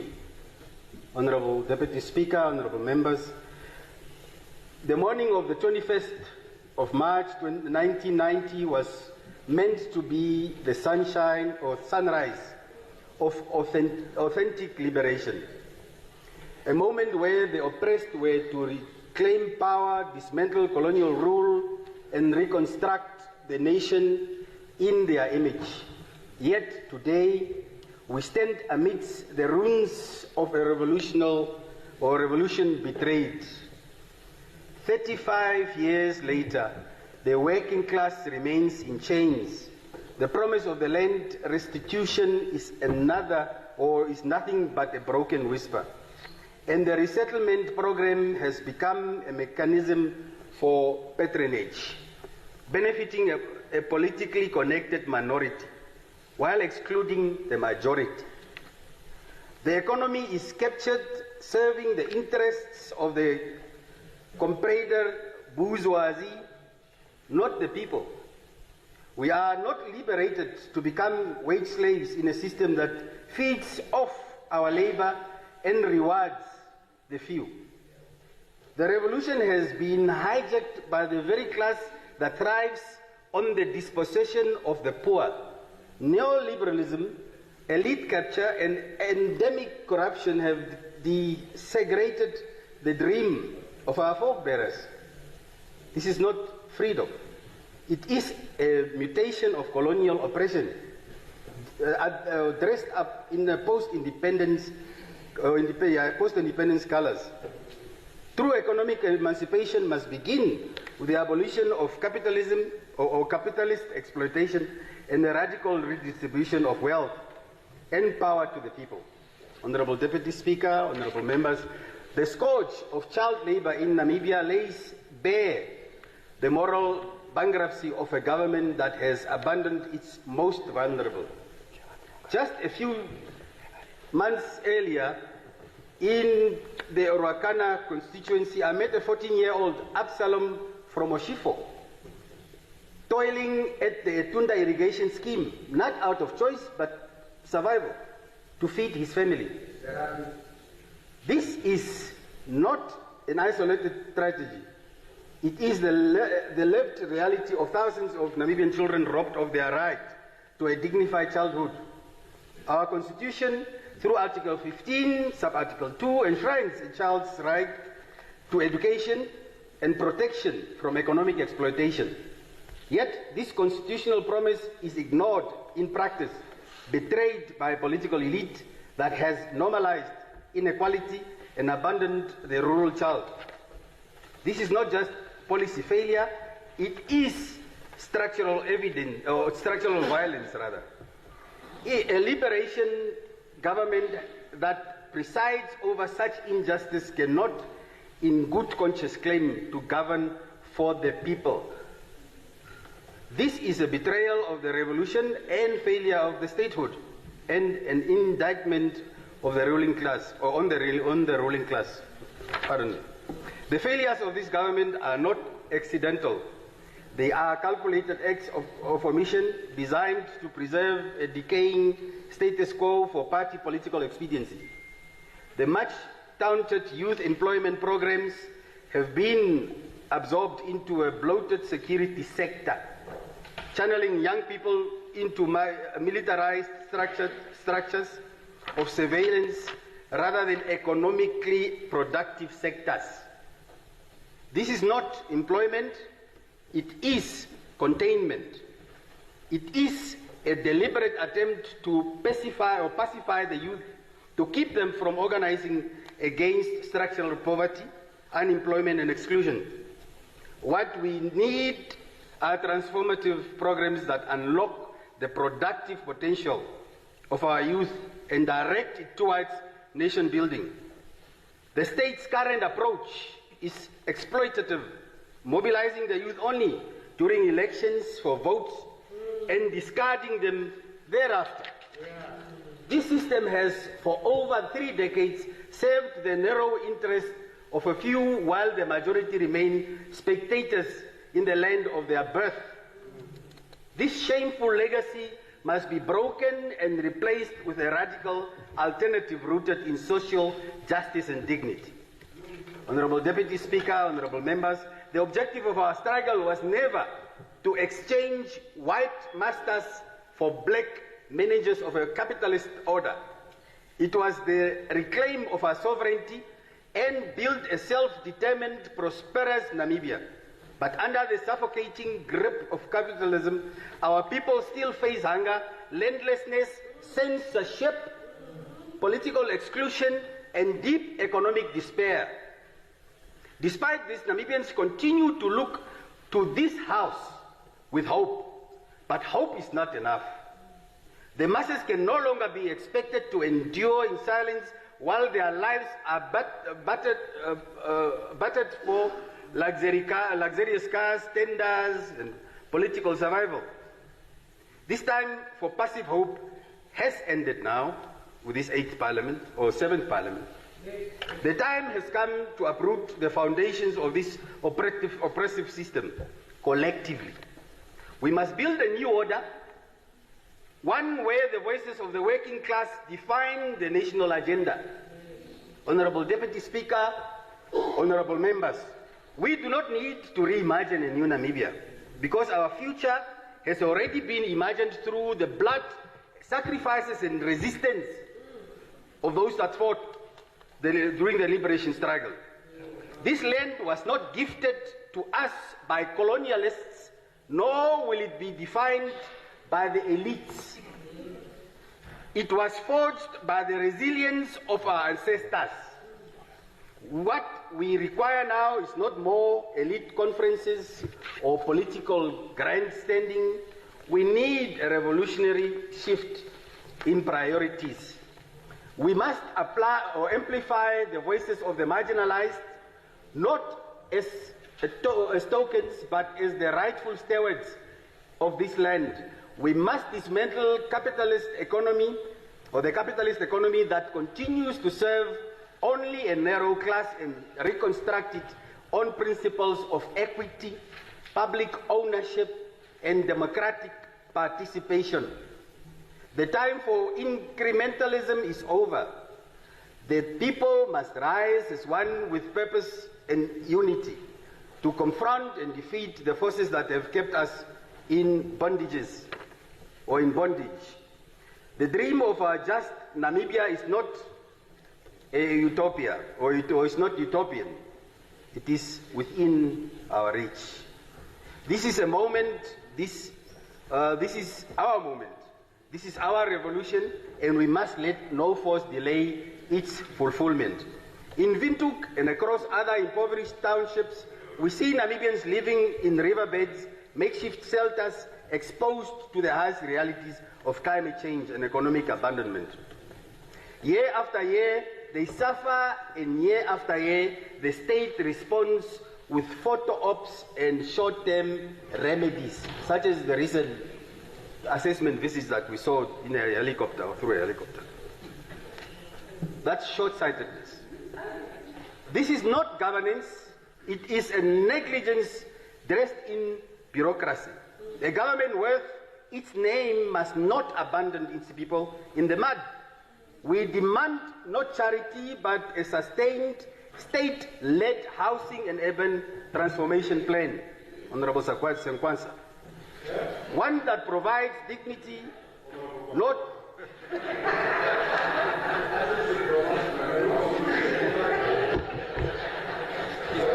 pardon me, we are not asking for miracles.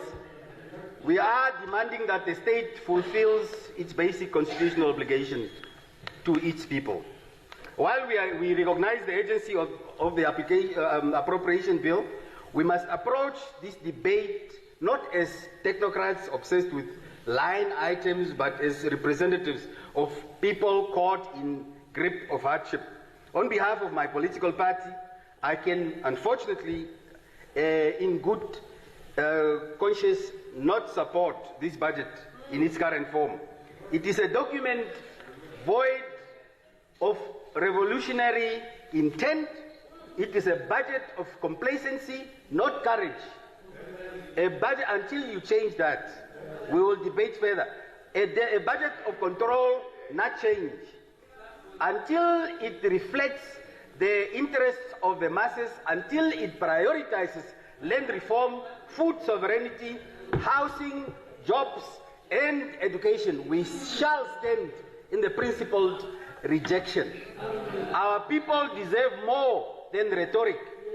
They deserve a government ready to deliver the full promise of the liberation. I so submit.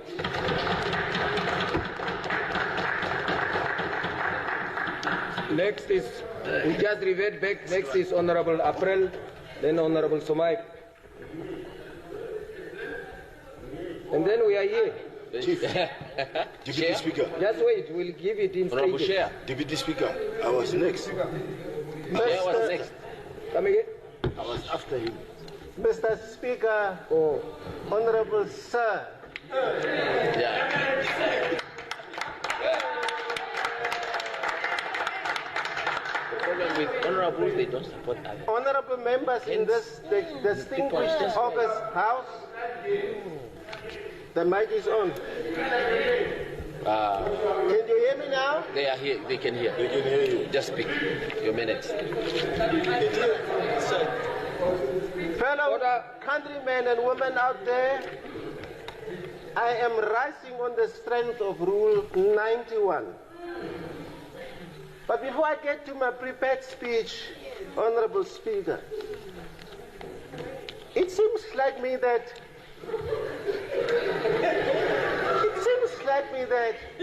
there is a serious polarization happening in this house in terms of how issues are being viewed. Therefore, I'm going to expatiate as I get into the depth of my speech about what I have just said.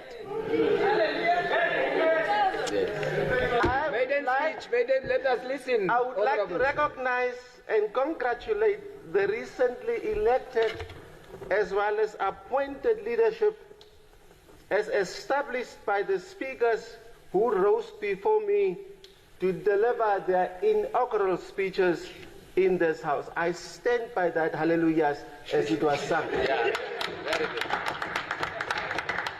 My gratitude goes to everyone who molded, guided, and taught me what life is about.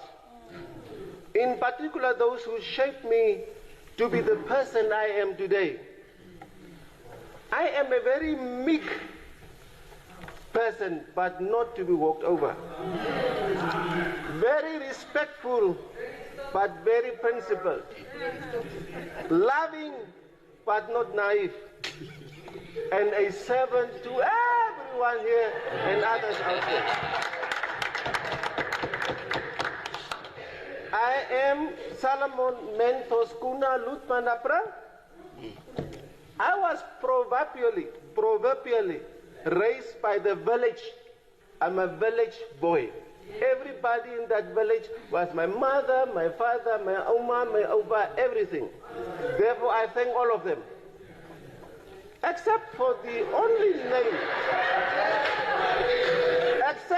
only name we know during the liberation struggle, that of the founding father, the only name, and it was so much that I did not even know at that stage when I was a small boy in Haribas that Sen Nuyoma was not God. I thought it was a different name for God. So on a Sunday morning, I sang his song, Sema Uribeni, in the church, until the pastor says, no, but you are wrong here, this is not politics. So that's the only name I knew. No, except that name, that time. Oh, please, honorable members. At Arantes Colon Foundation. No, man, please. At Arantes Colon Foundation, I'll deal with them, Speaker, don't worry. At Arantes Colon Foundation, there was a gentleman that would come Monday mornings to our morning assembly at the time of Mr. Leroux. And he would address us with Swapo scarf on during the very heavy days, heat days of apartheid. Him and others whose names I'm going to call are my role models. He sits close to the Secretary General of the Swapo Party, the only party, the party that brought independence and rights to anyone in this country. Alphonse Naruse. I never told him that he was my role model. He's probably just hearing now for the first time. Hendrik Witbooi, Martin Kapawasha, Jerry Ekanjo, John Panteni, Dr. Kameda, Comrade Tabanello, Paul Kalenga, Nanzo Tejunomos. Those are people from whom I have seen what it means to be a revolutionary at a very tender age. I will fail in my job because people are because others are. Let me single out a name above all names.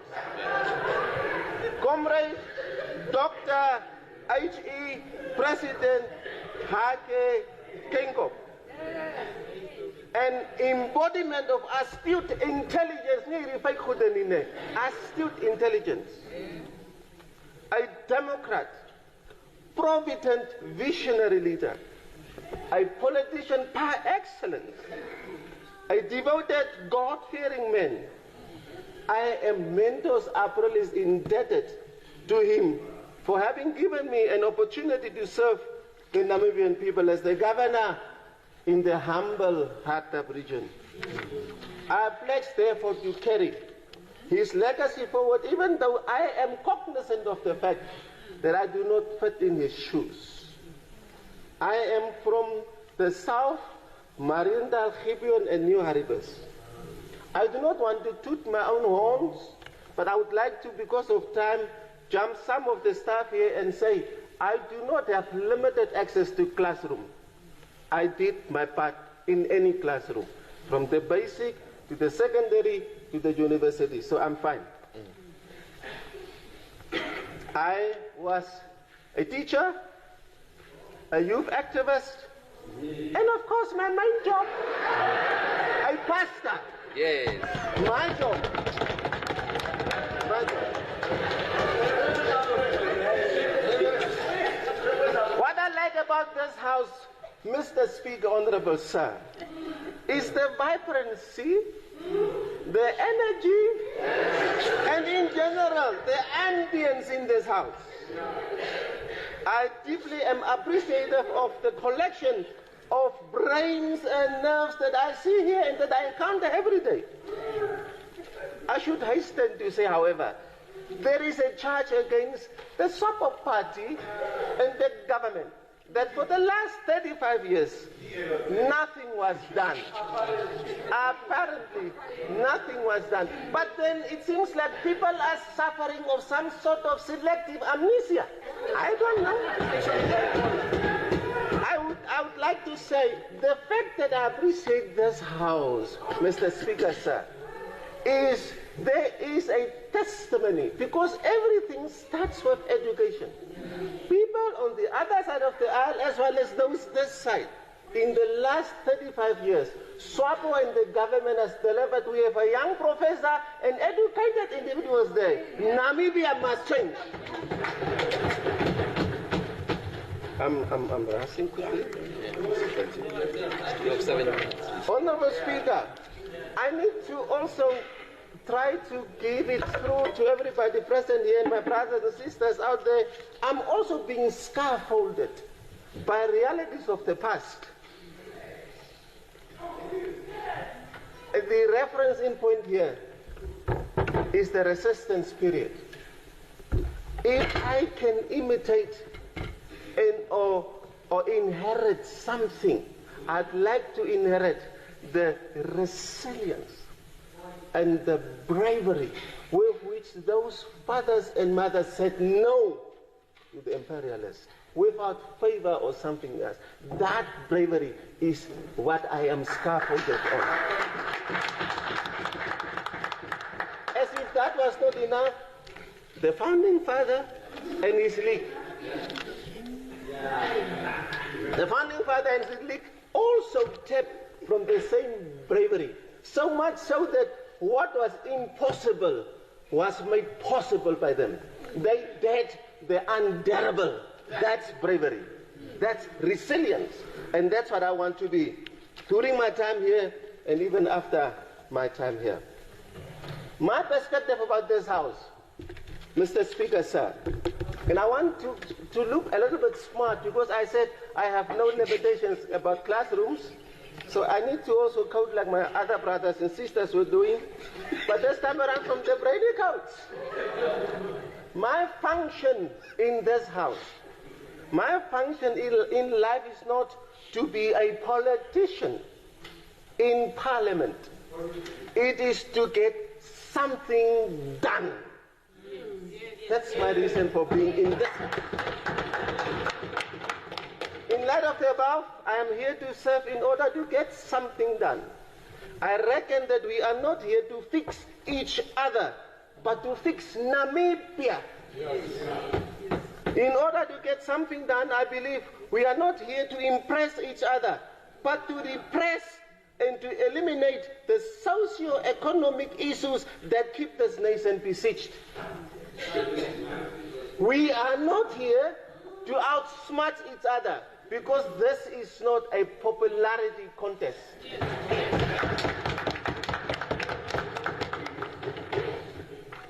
Leave-ins, I'll deal with him. Yeah. Therefore, in my view, the appropriate attitude towards our assignment should be to begin to differentiate a person from an issue. It is now time that we start to have issues with issues and problems with problems and not with each other. It is now time to stop apportioning blame and to take accountability to do something for the betterment of our people, and that is a collective responsibility. Everybody. Honorable Speaker, I for one am delighted to see, and I want my brothers and sisters on the other side of the aisle, without interrupting, to listen to what I'm going to say, because there's going to be a smart reference to them. Honorable Speaker, I am so delighted to see my colleagues on the other side of the aisle, even though the speed with which they are swelling in numbers is rather perturbing for me. They represent, besides that, they represent the socio-economic realities in a minute form in this House. They serve as a constant reminder to all of us here that the names they carry are problems we must, as a collective, seek to solve out there. Given the current trend that democracy allows, that almost every day a new political party is registered, I'm a little bit worried if we, all of us, would resort to just rhetorical statements without meaning business. Very soon we will have a different political party, jobless, unemployed, night girls movement coming to sit here. Those are challenges. We are here to get solutions for through better research laws to be passed by this House. I also want to look a little bit smart again, so I'm going to take a citation from Eckhart Tolle's book, The Power of Now. He accentuated by saying this, and this is for all of us. We should start to remember that we are not just for Namibia, we are part of the universe. Therefore, he says the following: you are here to enable the divine purpose of the universe to unfold. That is how important all of us are. Quotation closed. Namibia is but a tiny part of the universe. Therefore, I want to implore all of us to work together. I don't know how many minutes am my timekeeper? 140. So then, therefore, we are here for the essence, and that is to serve the people and to get the country changed, not to fix each other here. No time for nonsense, just for sense. The corruption story that all of us talk about, and every time corruption is spoken about, the eyes are fixed here. We are not corrupt. We are not corrupt. We are not corrupt. If there is somebody that is corrupt, be brave and identify the names, because what I have learned in grammar, English is only the likes can spot the likes in others. Yes, yes.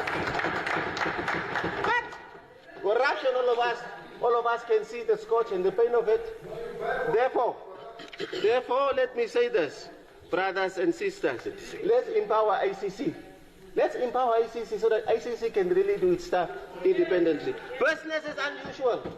Albert Einstein says it's insanity to do things the same way and expect change. The president now has said business is unusual. Let's try to work on that system, get proper strategies, otherwise the what is supposed to be business as unusual will end as business as usual.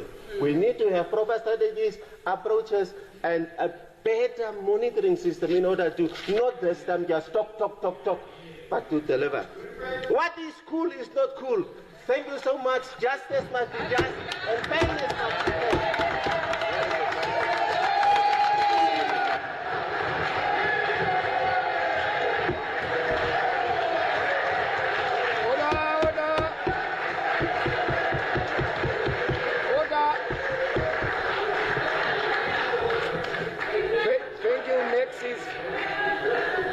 Next is Honorable Somai.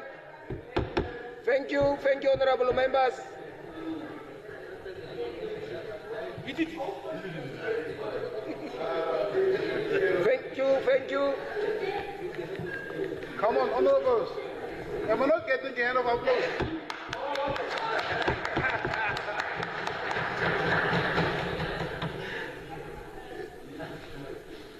Allow me to greet you honorable members in this August House. It's my honor and privilege to rise today as a member of 8th Parliament of our land of brave Namibia. I would like to express my gratitude to Almighty Father who created heaven and earth, the same Lord who also have mercy and blessing on our land, because with His mercy we are a peaceful country. Allow me to honor and acknowledge the founding father of our party, Dr. Gaup Justus Carweb, and all the founding members of UDF, United Democratic Front of Namibia. In the same vein, I will also acknowledge the President, Hendrik Gauweb, the current president of our party, a member of this August House, and all the rank and file of my party members and my family and friends. My beloved members of UDF, you are nothing without, I'm nothing without you. You stood long lines to cast a vote, and always I will be indebted to you.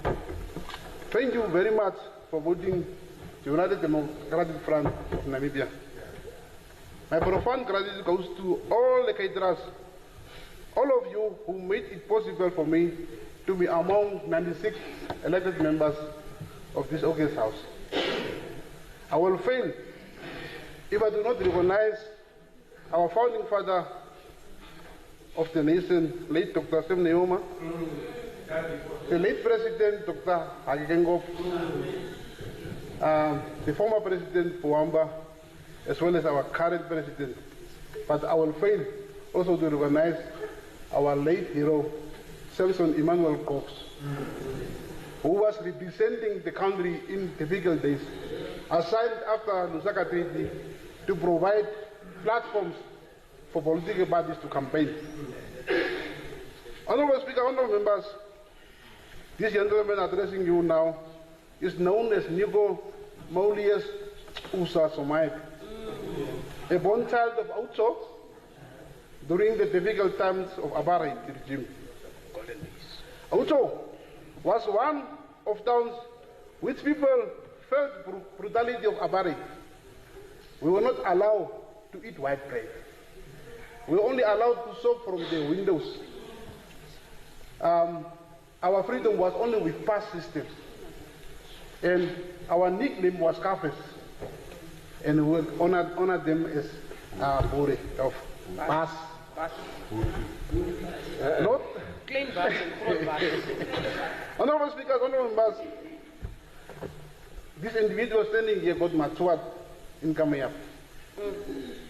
I served Kameyap community as law enforcement officer, and then I served the same community as council employee. The only village council who have a potential to become town, but I don't know, until now, it's still kept as village council. I served the same community as a local authority councillor. I was supposed to be called mayor, but because of that, I was a chairperson of this village council for 5 years. And then I served the same community in Kameyap constituency and Kunene Regional Council as a staff member for 15 years, whereby I later became a regional councillor who was deemed resigned by Electoral Act this year. Honorable members, I was groomed by United Democratic Front from the section leadership, branch leadership, regional executive, and last year, January, I was elected as first young vice president of the party. The position that brought me to this August House to represent whole Namibia. After I've served local authority at regional level, I'm now at the national level, and I'm honored with this. When I was campaigning, honorable members, I had an ambition. And that ambition, I want us, all of us, 104 members, including Her Excellency and the Vice President, to buy into this ambition of mine. Because we are here for that task, to unite our ambitions for the betterment of Namibia. First one is housing, and I will applaud my Excellency.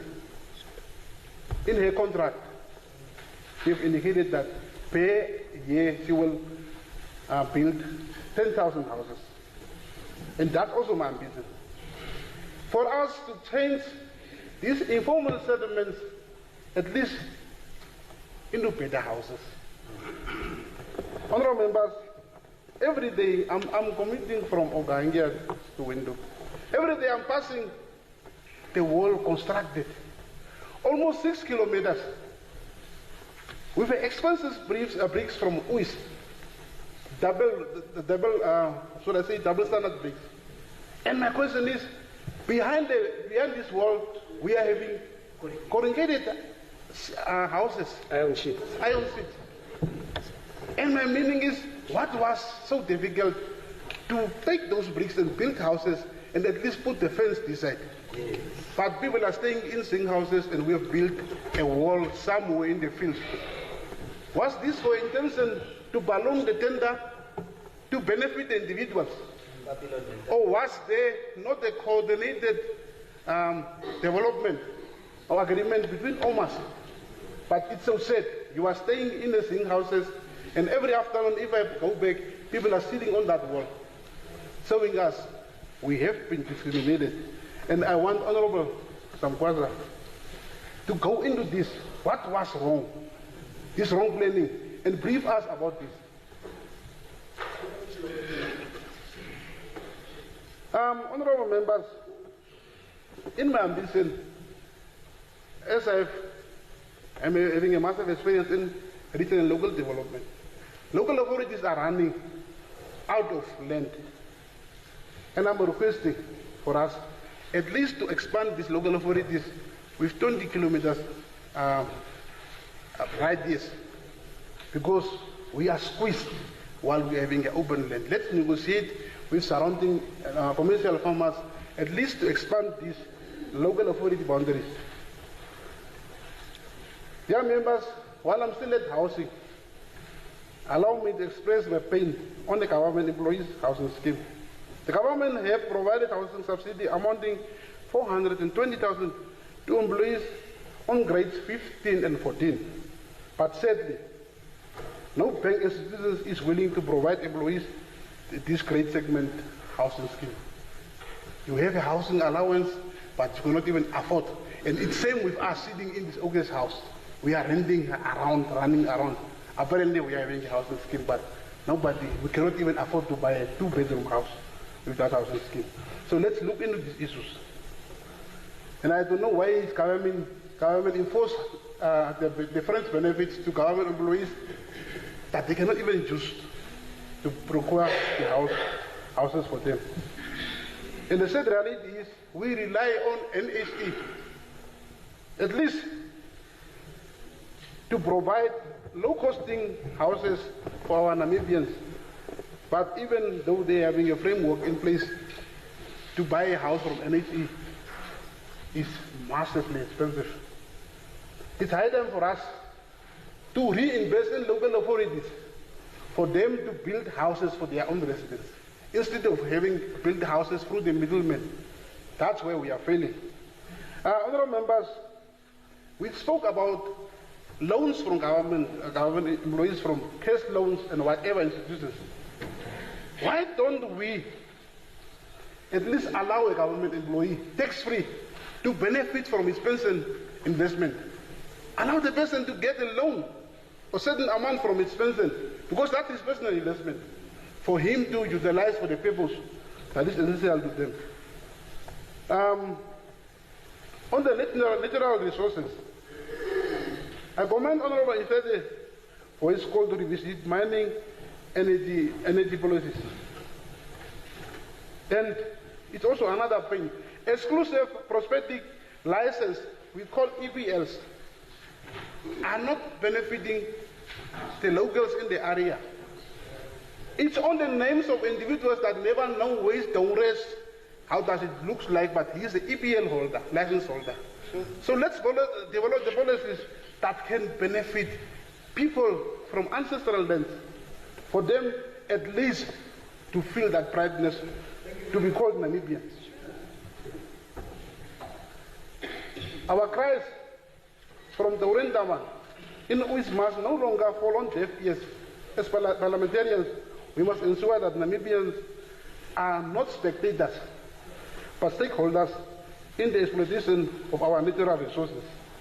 On the balance structuring, our Her Excellency proved to us that we have to balance the structures in our government institutions. And top 4 is from different tribes, from different ethnic groups and different sects. So I'm urging for us that are heading the ministries, that are heading the stakeholders, let us balance our structures. Not to group, if I am a Damara, all my subordinates are Damaras. Let's regroup and see whether we can build a better Namibian house. On the rural electrification, it's so sad coming from the rural areas. There are policies that are disadvantaging our communities. Only places with government offices and whatever will be electrified. What about those areas deep in the bush that will never acquire a government office? Then they are discriminated by this law. So let us also revisit these policies and see how we can employ, benefit all the Namibians. On the unemployment rate, for 40 years we cry about it. China won't struggle with their with the drought all along, and with their turnaround strategy. China is now a powerhouse today, and it can trade in the whole world. We must industrialize our approach in terms of economy. Let us industrialize our country. Instead of driving out, exporting our raw materials to foreign countries, why don't we finish our products here and then export it? In Konene, stones have been transported and exported to China and wherever. But if we industrialize our country, we can also create more employment. On the procurement system, it really failed us as leaders. Up to now, I'm still sitting with uncompleted projects at my constituency because of procurement. Let us cut out the middlemen. Yes. For past years, we have accompanied our friends, our comrades to get tenders. Let us cut and revisit this procurement policy for us to fast track the implementation. We can have a good budget, but this long pipe of procurement is blocking our development goals. On the tax regime, Honorable Minister of Finance, kindly review our tax regime and let us make it so attractive so that we can attract direct foreign investment. On the ECN, Honorables, that ECN must make sure to run the process free and fair. Namibians are very much friendly and cooperative nation. But with the horror movie that was playing last year, it will change the personality of our country. In conclusion, Honorable Member, Honorable Deputy Speaker, I would like for us to look into our budget, because, as I've said, if we do not industrialize and meaningfully plow into agriculture, we will not grow economically. But with our current budget, it shows us that we are hesitant to play the game with big giants. Before I sit down, as minutes are consuming my time, let us stop to test each other our intellectual capacities. Let us combine our intellectual capacities to build this nation for betterness. That's why we are sitting here. So with these few words, Honorable Deputy Speaker, honorable members, Tangi,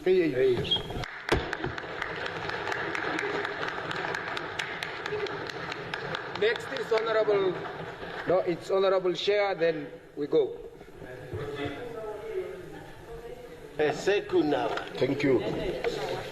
Thank you very much, Honorable Deputy Speaker, honorable members, fellow Namibians.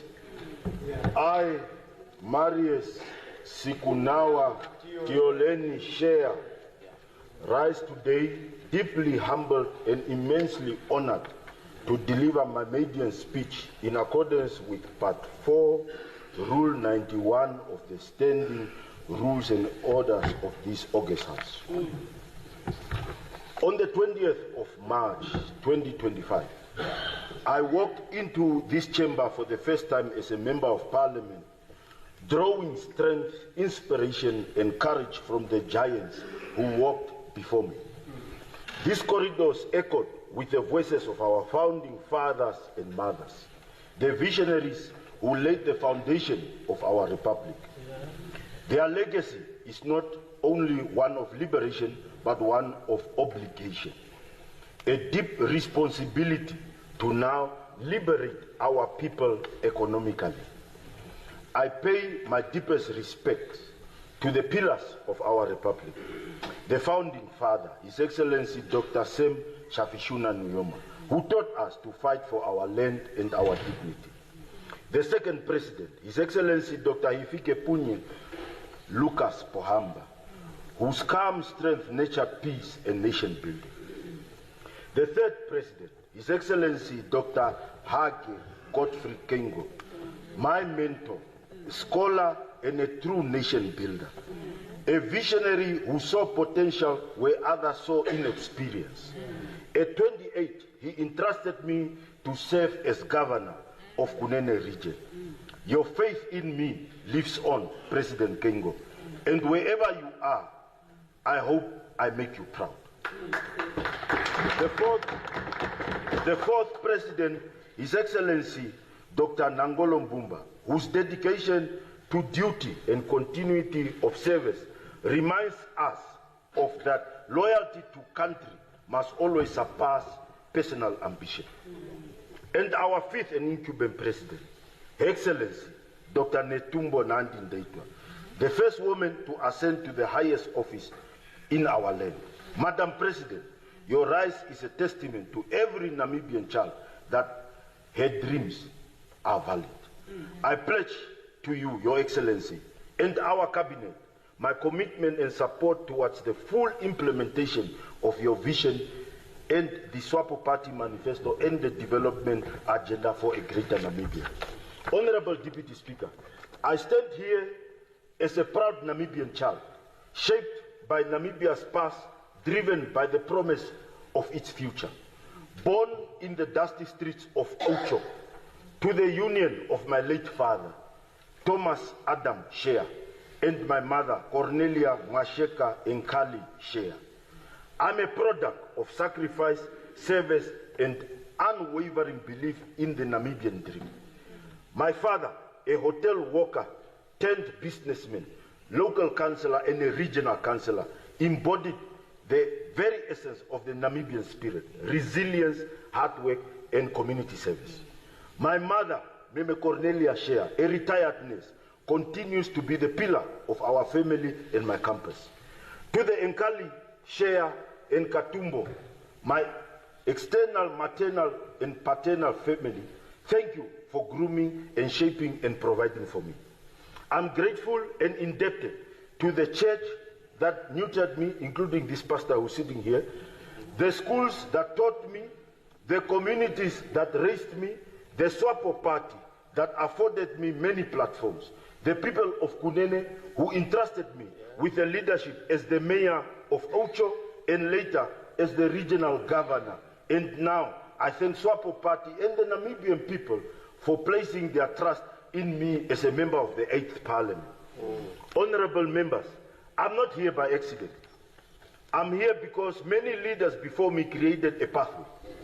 from Pastor Twakosep as my pastor and the first black mayor of Ocho, to principals Faniker and Bok at Ocho Primary and Martin Luther High School, from Mandela Kapere, who shaped youth leadership across our land, to the Right Honorable Prime Minister Dr. Elia Ngurare, Honorable Veiko Nekundi, and Honorable Ephraim Nekongo, who shaped my political life at Swapo Party Youth League.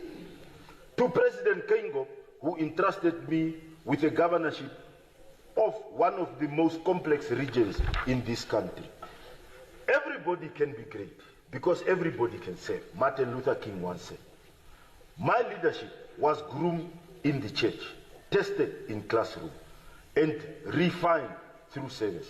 As the head boy at Ocho Primary School, as the chairperson of the SRC at Martin Luther High School, as a student at the University of Namibia, at National Youth Council, as mayor of Ocho, as a member of the Alan Association, as a member of the Governors Forum, as the governor of Kunene region, as a member of the Swapo Party Youth League and the Swapo Party Central Committee.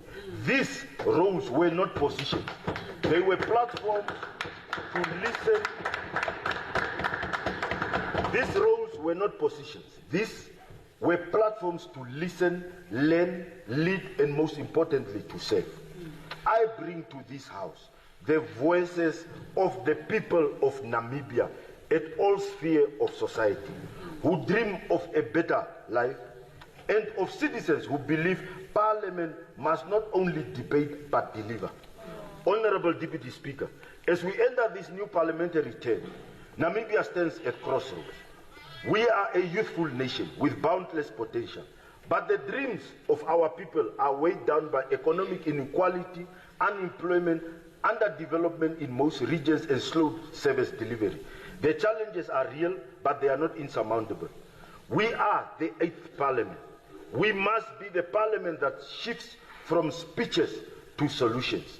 Our laws must reflect the realities of 2025 and not 1995.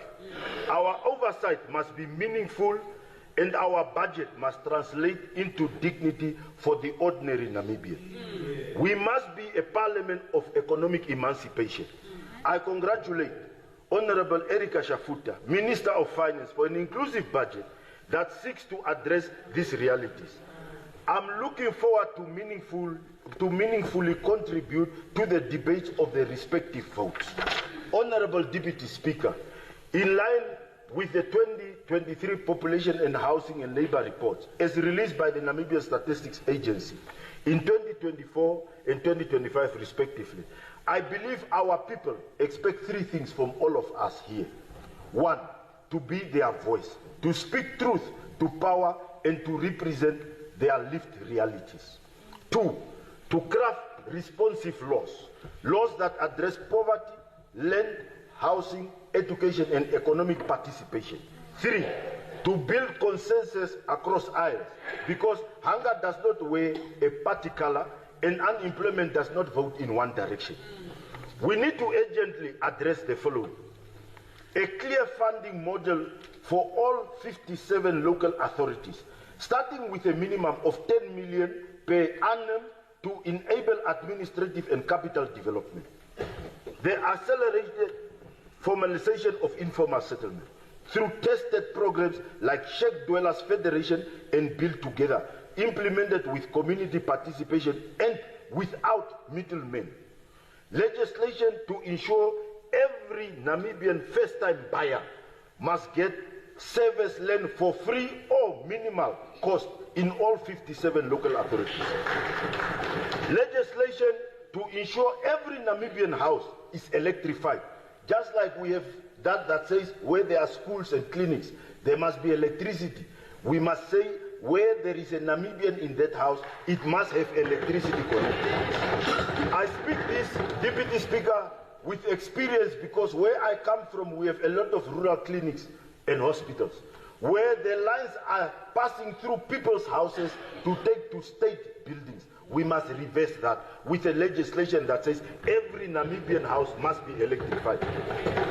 Legislation to ensure every constituency, 121 constituencies, has a minimum of a primary school, a secondary school, a healthcare center equipped with a mortuary and an ambulance, access to electricity and clean water. Legislation to ensure infrastructure and services across all 14 regions must have referral hospitals. Each region must have a referral hospital. Each region must have vocational training centers. Each region must have a UNAM and a NAS campus. Not the NAS that they want to go and build at Ludwigsdorf for 700 million. They must take that 700 million and divide it into 7 regions to 100 million per region. Then we will address these particular issues. Economic development hubs tailored to each region's unique resources. I think PDM and also SWAPO and others have been a lot talking about each constituency must have a factory, it must have something. We must ensure that it happens during our time as members of parliament. Honorable Deputy Speaker, let us dream of a Namibia where a child from every unsafe area, like Tupuses, like a child in Sederhof, has equal access to opportunity, where every young Namibian is not only employed but empowered to employ others, where our policies speak the language of the people, practical, inclusive and transformational. Honorable Speaker, we are not measured by the presence of our impact, but rather by the impact of our presence. I propose the establishment of a youth caucus within this parliament. Let us come together irregardless of our political affiliation, to collectively address the generational challenges we face. We must carry forward the vision of unity and nation building that is characterized by our earlier post-independence parliament. The era of working in silos must end. If Namibia is to rise, we must rise together. Let this 8th parliament be known. Let this 8th parliament not be known for its noise, but for national impact. In conclusion, I'm here to serve, not to shine. I carry with me the hopes of my peers, the prayers of the elders, the promise I made to the next generation that in my lifetime we shall not only attain freedom but through economic emancipation. Leadership is service, not position. I dedicate my service in this house to opportunities and solutions for the better lives of the Namibian people. To every Namibian who dares to dream beyond poverty, may we leave behind a Namibia better than we found here. Honorable Speaker, we are here on record, Deputy Speaker. NBC is every day recording very nice, and I am a little bit tempted, Deputy Speaker, to put certain things into perspective as a person who was entrusted to govern a region called Kunene. When we speak, we must speak with facts and information that is factual. Yes. And why I say this is because people come and say, Kunene people are waiting for 3 months to get birth certificates and IDs. My living God, I don't know which Kunene that is.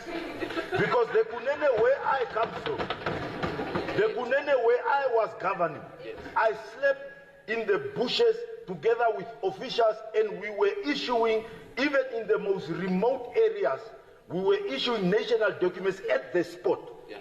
And I am very lucky that my chairperson of the regional council is here, the former councillor is here of Kamanyap, and my mother, the former mayor of Opuo, she was accompanying, because we did this collectively. I'm a collective human being.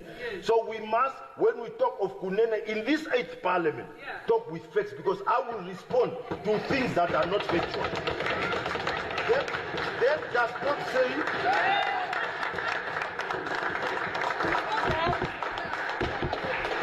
That Honorable Deputy Speaker does not say that we have challenges. The challenges are there, and we must raise them. And I will be the first one to also stand up and to support a motion or any other thing that is not very good towards our people, especially the black people of Namibia. But it must be factual. And where we don't have information, we must ask for information, because here and there, all of us here, we have enough experience to deal with issues that our people face. We must put issues first, then any other thing in this parliament. We must debate issues that must take us forward. Whether a child is from Omalala, where my mother hails from and my professor hails from, it does not matter. What matters is the services of Namibia must reach each and every Namibian wherever he is. And that is what I will bring to the table, Deputy Speaker. Thank you very much.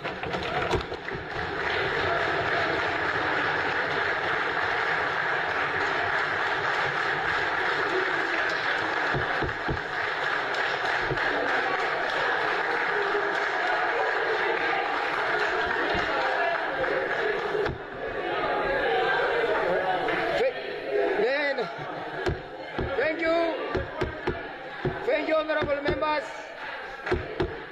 Thank you. Now we give Honorable Bush.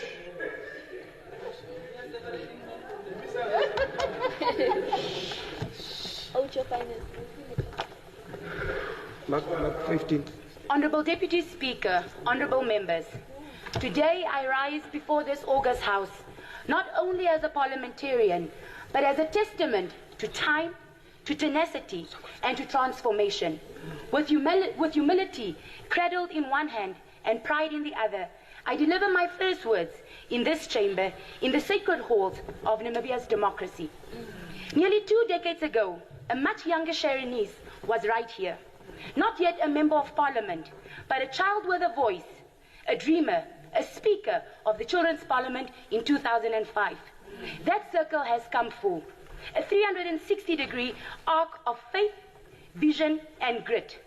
As my comrade and dear friend, Honorable Willem Mamutenya said in his maiden speech, this is the embodiment of hope and conviction. Honorable Deputy Speaker, honorable members, I am not here on my own. I stand firmly upon the foundation built by giants, giants of heart, of wisdom, and of nationhood. I stand on the shoulders of the late Dr. Theoben Gurirab, whose intellect was a lighthouse and whose diplomacy taught a young girl from Rehoboth, Block B, that greatness can also be gentle. I stand with gratitude to Honorable Neville Andre Itope, whose simple act of recruiting me into NANSO became a catalyst in my journey. Through the students' movement, I was shaped by some of the finest minds in our nation's fabric. Leaders like Honorable Pohamba Shifeta, McAlbert Hengari, Jerry Madino Hamba, Cosmos Ehumbo, George Maimbelo, Timothy Angala, Stanley Kavetu, and many others who have sharpened my thinking and deepened my purpose. To my comrades in the Sopo Party Youth League, I salute you. Right Honorable Elijah Ngurare, or Chief, as we used to call him back then, and Honorable Ephraim Nekongo, you have raised a generation of young leaders who do not fear the weight of national duty, but we embrace it with lion-hearted courage. I honor the late Mandela Kapere, a visionary mentor and Pan-Africanist. He stirred within me a love for African solidarity and youth transformation, carrying my cause to the National Youth Council as its executive chairperson, and to the Pan-African Youth Union currently as its vice president. To the late Dr. Hage Geingob, our third president, thank you. Your belief in discipline, excellence, and in me elevated my voice and purpose. Your trust lives in every word with what I speak here today.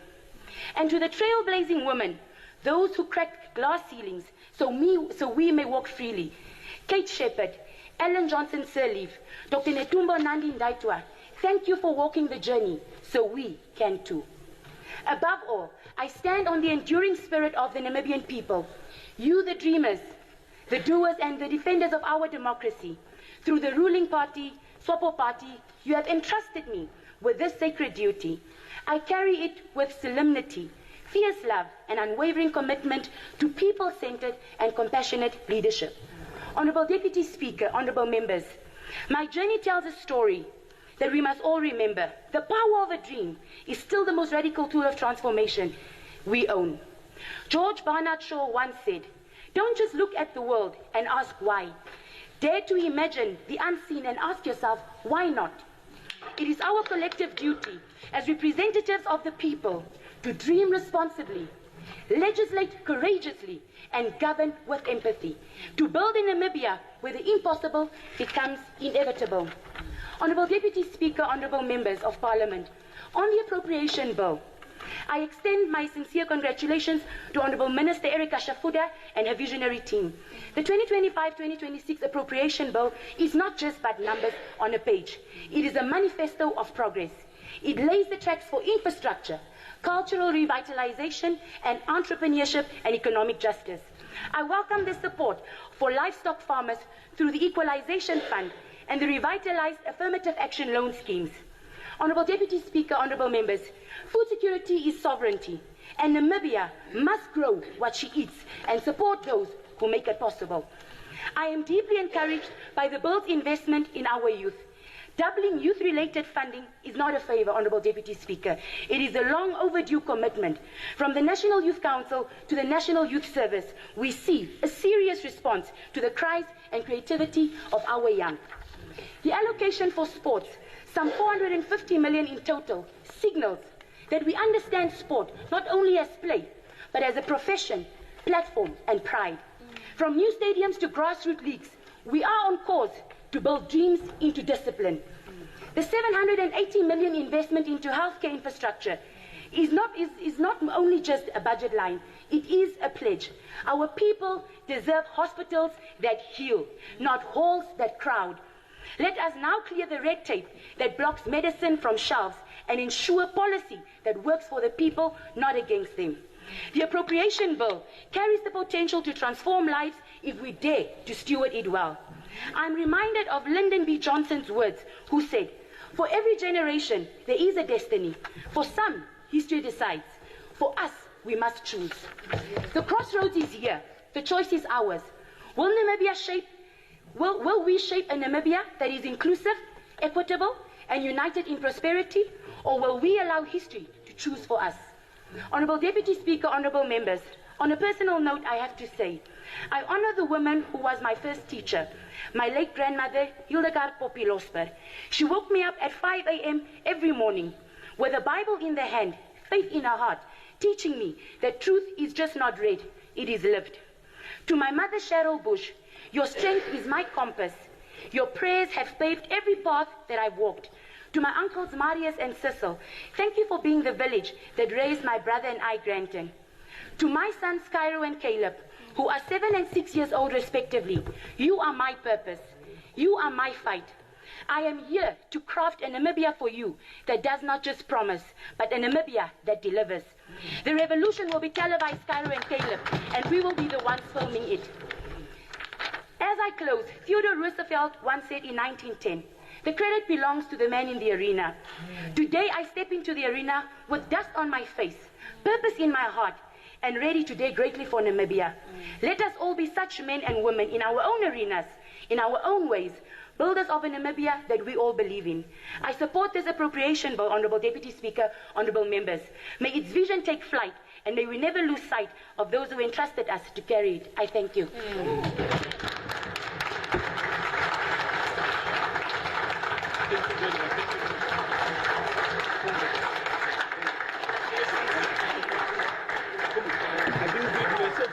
Wow, wow.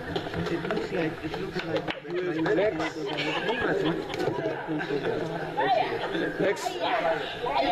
Next on the, we are about,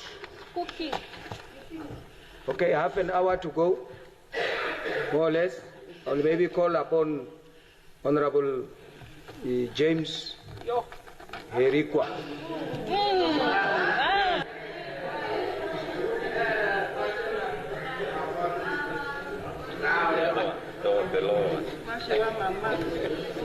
Honourable Speaker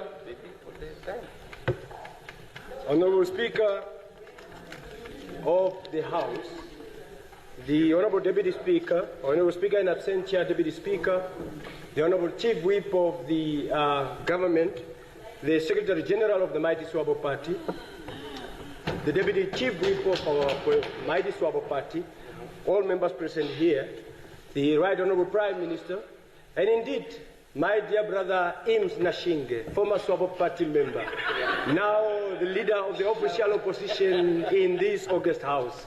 I want to acknowledge your presence, my dear brother. I rise today on this August House, Honorable Speaker, a son of the descendants of the victims of genocide that have caused and resulted in the total annihilation and extermination of 65,000 Hereros and 15,000 Namas. In today's calculation, the total value of movable and immovable assets that we have lost as a nation, it was around 235 billion Namibian dollars. And indeed, that dark chapter still follows us today. I am a son of a domestic worker. I am a son of a peasant farmer. And indeed, they have raised me through thick and thin, through the dusty streets of Katutura, in yesteryears when some of my members on the other side were not even yet born. And indeed, as I rise today, I look at myself and I say, James, indeed, through thick and thin, you made it here. My mother and my father are both from Gam settlement. My mother stays in Ochitherandu, and that is a small area in Gam settlement, a settlement that was established in 1993 following the first returnees of Botswana that came back to Namibia. Those are Botswana citizens of Namibian descent. But today, indeed, I look back and I say, among the whole population of our small community, James, you are in the 8th Parliament of the Republic of Namibia.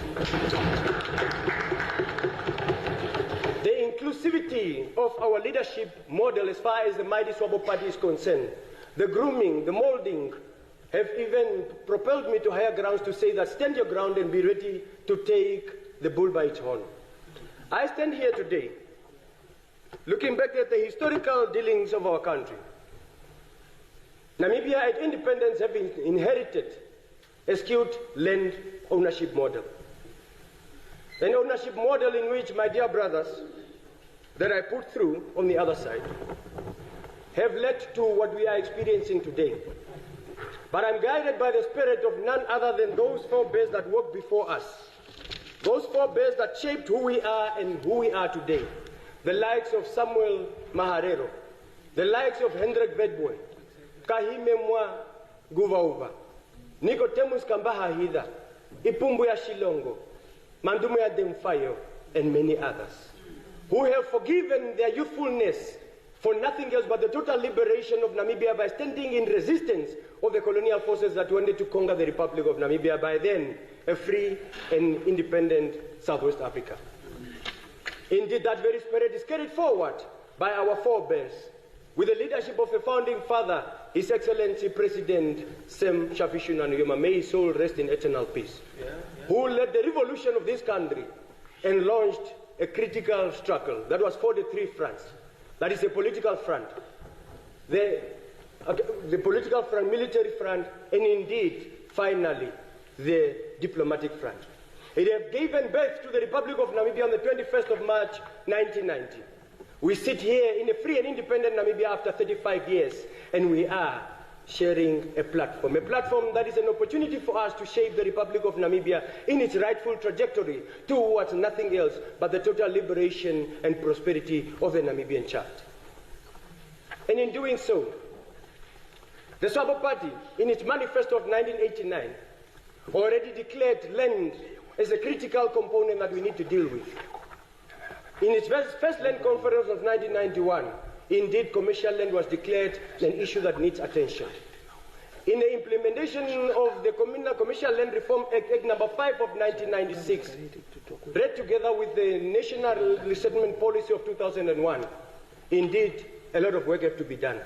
The skewed land ownership model that I'm talking about, honorable members and honorable speakers today,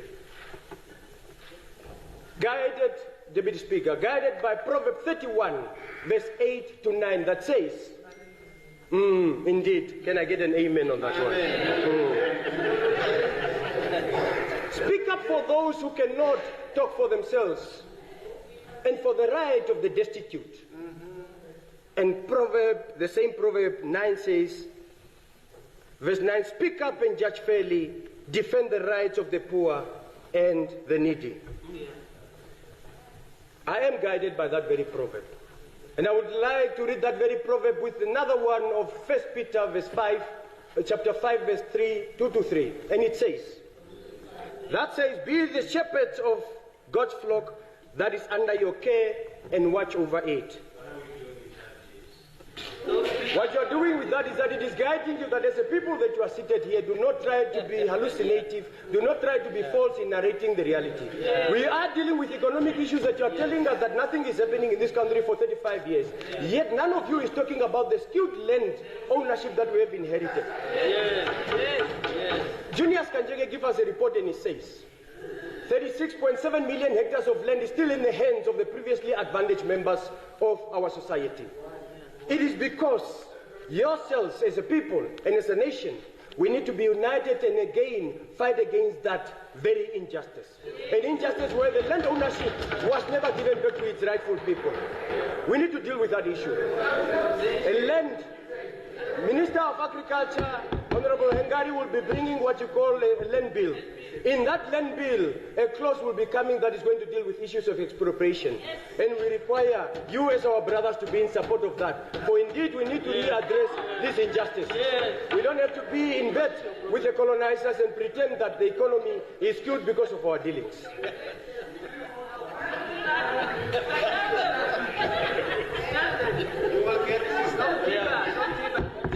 As we are building on the strong foundation laid by the founding father, carried on by the second president, Dr. Hifikepunye Pohamba, and indeed guided by the Namibian House of President Hage Godfrey Geingob that says nobody should feel left out. A person who have molded and shaped some of us to be who we are, what we are, identified the son of a domestic worker and said, indeed, in you I trust. Go lead Oshodonjupa region, responsible for a population of 220,811 Namibians, with a geographical size of 150,466 square kilometers. Indeed, go lead them, the 7 constituencies. And as I take center stage in this house,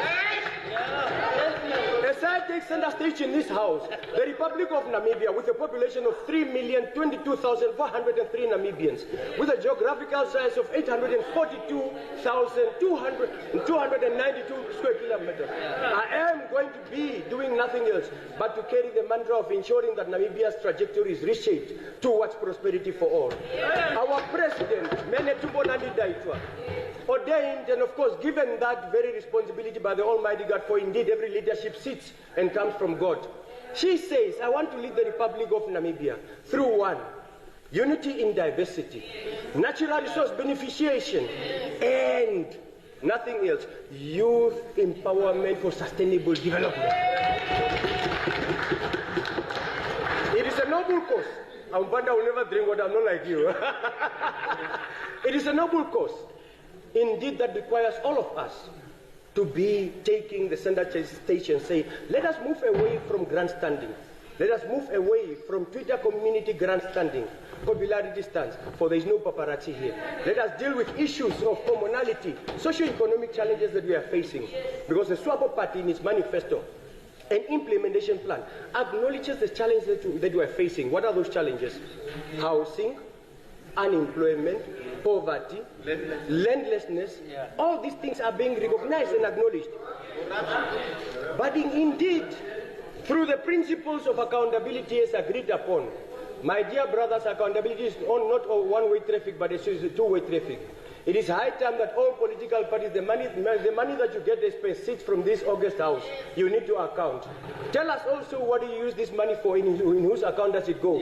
Because at a point, we were informed that some of you have submitted your own bank account. Some of you have submitted your own bank account. Instead. Hello, honorable members, let us, others can't say they can't hear. Honorable Deputy Speaker, moving forward,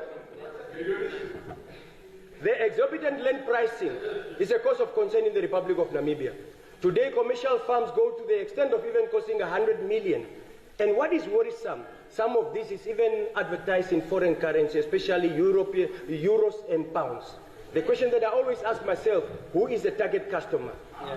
This very August House, we need to come and be able to contain that issue and make sure that our country shouldn't be on sale, as my brothers would want to put it.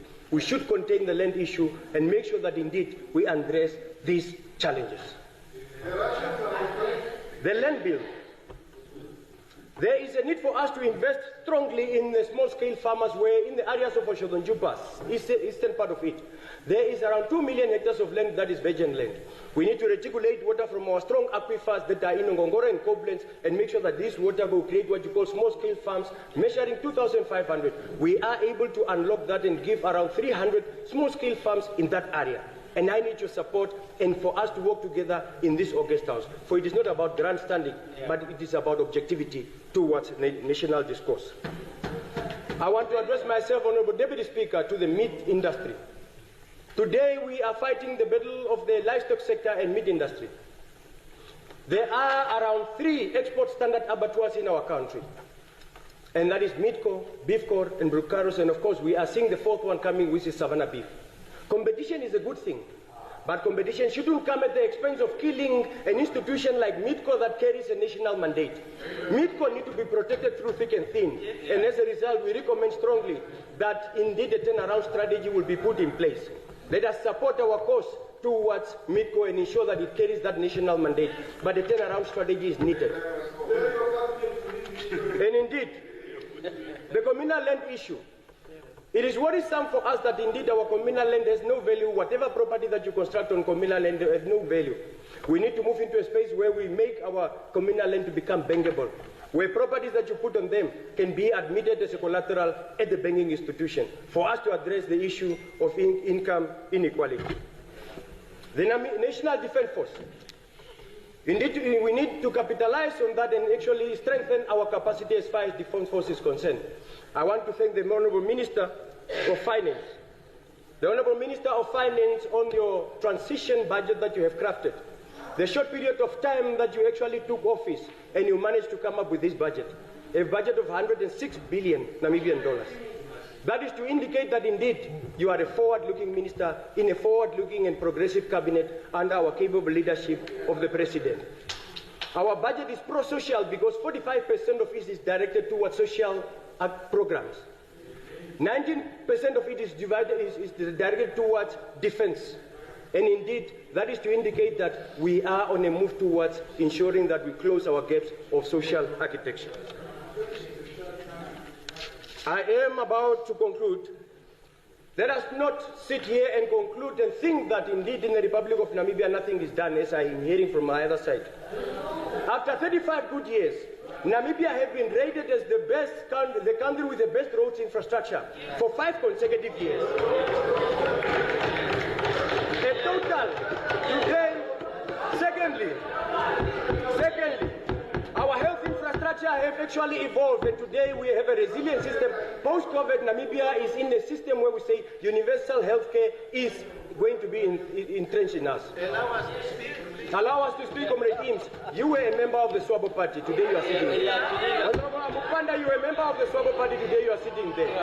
Honorable Karonda, Honorable Kandongo. I want to thank you all, the members of the Swabo Party. Make sure that you support the bill and you support the government of the Republic of Namibia. We are on a march towards victory. We will never at any point. Indeed, let us step towards that. Forward with the manifesto of the Swabo Party. Thank you. Forward with the Republic of Namibia. Forward. We give gratitude to all of you, and I thank you.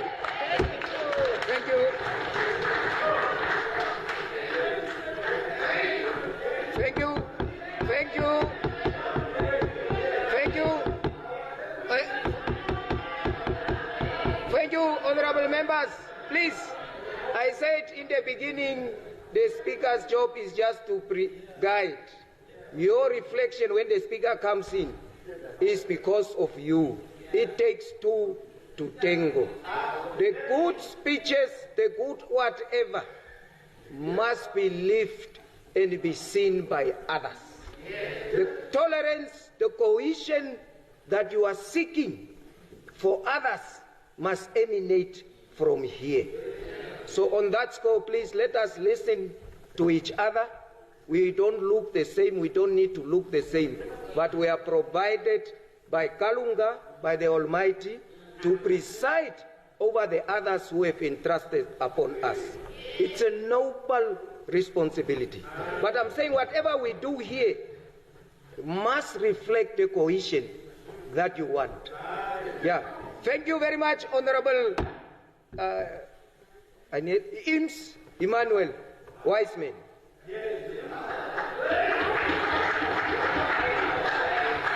The light is flicking, you can see.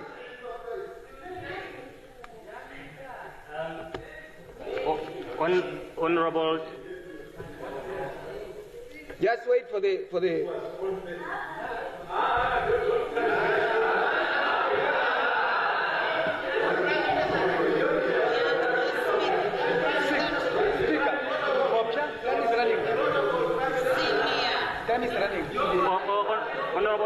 Honorable Deputy Speaker, Honorable Deputy Speaker, I want to beg for your indulgence so that I go straight into my contribution to the budget. Honorable Ampanda, can you sit down? Can you? It's a maiden speech. If there is an issue, Honorable Ampanda, please. No, Honorable Ampanda, please.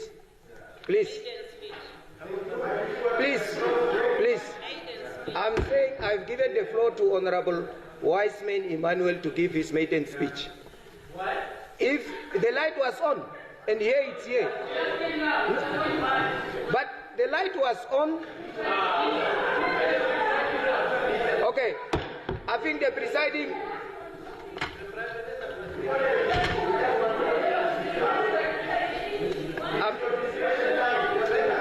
Okay, I'm giving Honorable Wiseman the floor.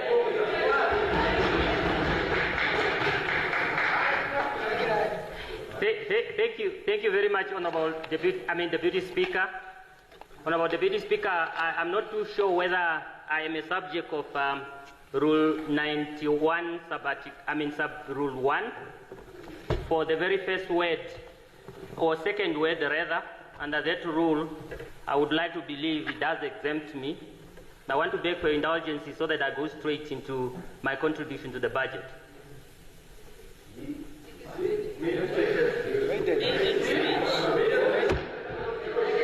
No. Honorable, sit down, Honorable Member. Okay, be that as it may. Sit first, Honorable Member. Honorable Members, let us provide to take the vote forward. It's not the members to inform the presiding member what to do. I've given you the floor to take, and as customary, this is your first intervention in this House. And therefore, in terms of English, you will know that that's your maiden speech. It's your, the priest will say. So I give you the floor to deliver your first speech in this House that is deemed under the protocol we are following as the maiden speech. Okay. Thank you. I shall proceed as it pleases you, Honorable Speaker, but I want to urge ourselves just to look at the construction of that very rule. But be that as it may, Honorable Speaker, honorable members of this august House, taking the floor, at this appropriate and most convenient moment is none other than Wise Emmanuel. Otherwise, the Wise Emmanuel. Honorable Speaker, I have entered the parliamentary corridors, through constitutionally, following my appointment by Her Excellency, the President of the Republic of Namibia, Dr. Netumbo Nandi-Ndaitwah. In terms of Article 32, Sub-Article 5C, and as if that was not humbling enough, the President proceeded in a manner consistent with Article 32, Sub-Article 3G, and charged me with the ministerial responsibility caring for justice and labor relations. Honorable Speaker, honorable members of Parliament, true to the general character of humanity and specific to that of my own. My being in this august house is indebted, or my appointment to this house, for my appointment to this house, I'm overly indebted to Her Excellency. The debt that I owe her, it's one that I will never be able to repay in my lifetime. However, I want to beg for your indulgence so that I announce that in my conversation with her, we have agreed that the only way I can pay that debt is by using the currency of personal time,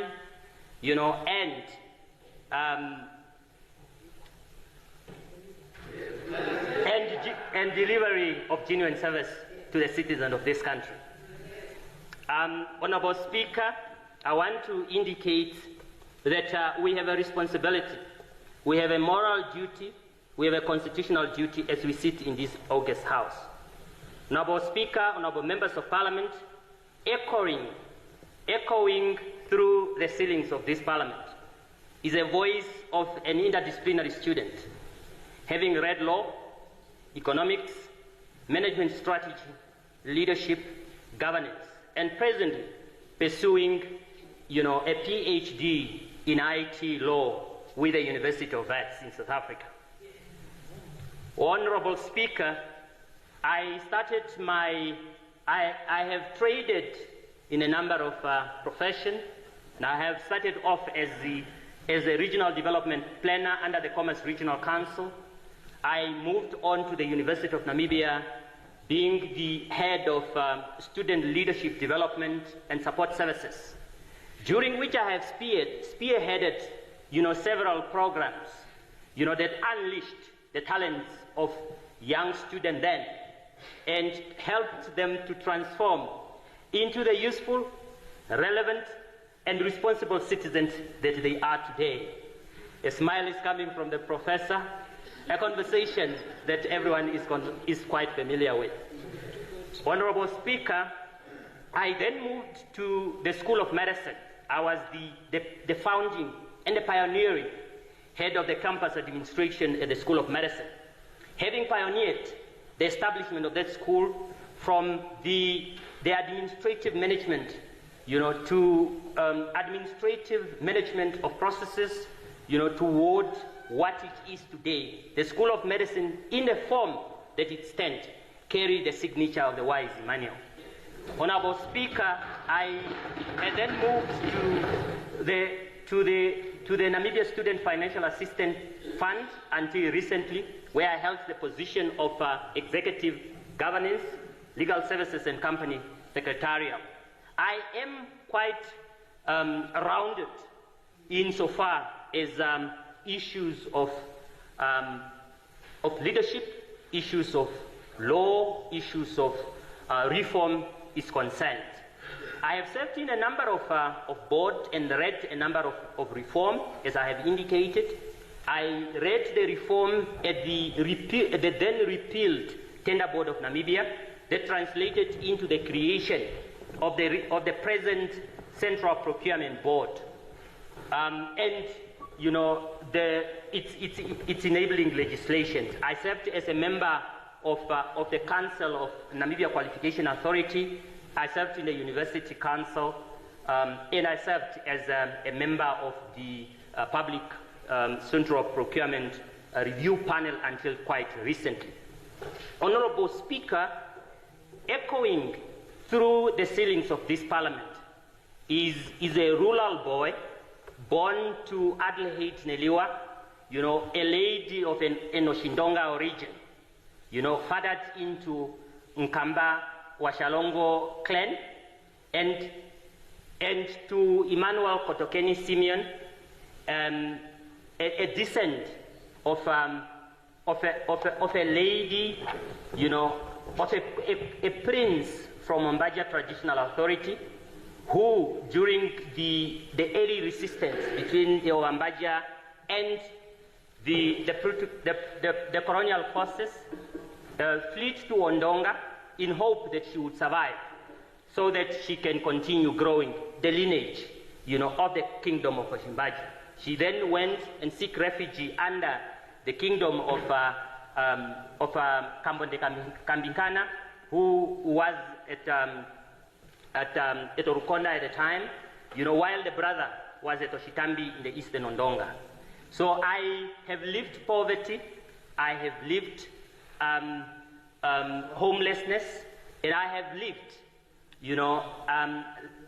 I have experienced landlessness, and I know what it means to be unemployed. I know what it means to depend, on the handout of the Samaritans and the common efforts of the society. Honorable Speaker, my belief of what we should do as members of this August House, it's very specific. That I believe that Parliament must not be a platform for rhetorics. Parliament must not be a platform of assessing who speaks the best English and who doesn't. Parliament must be a platform in terms of which we seek to legislate our people out of poverty. Parliament must be a platform in terms of which we legislate our people out of hunger. Parliament must be a platform in terms of which we legislate our people out of illiteracy. Parliament must be a platform in terms of which we legislate our people out of crime, out of homelessness, and out of unemployment, out of poor conditions of employment, as well as out of informal settlement, and the list goes on. This can only be done if we self-apply without, regard to popularity, positioning, and without, regard to who runs the fast, or the fastest rather. We must become people-centered. We must be people-driven as being politically driven. So, and this we can only achieve once we declare ourselves as exponential leader. Honorable Speaker, I come to this Parliament, very intentional that I must apply myself to become a leader of the legislative agenda as entrusted upon me by the President, the Excellency the President of the Republic of Namibia, Dr. Netumbo Nandi Ndaitwah. Honorable Deputy Speaker, I come to Parliament and I commit myself to make sure that I shall promote, the social dialogues that shall contribute to industrial harmony in this country. Honorable Deputy Speaker, I commit myself to make sure that I become the champion for decent work for the Namibian employees. I come to Parliament with a pledge that I shall put in place and contribute to laws that contribute to the dignities of our workers. I come to Parliament with a very intentional commitment that I shall apply myself and make myself available to contribute, to the laws that would ensure that employment creation is created in this country. Honorable Deputy Speaker, with that, I have no reservation to support the budget as diligently and meticulously presented by our Honorable Minister of Finance. I thank you. Thank you.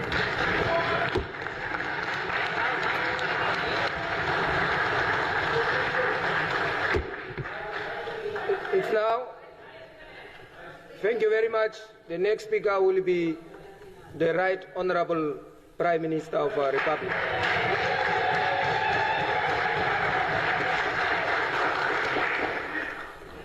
Thank you very much. I must do technology here. Okay. Yeah, it's on. It's on.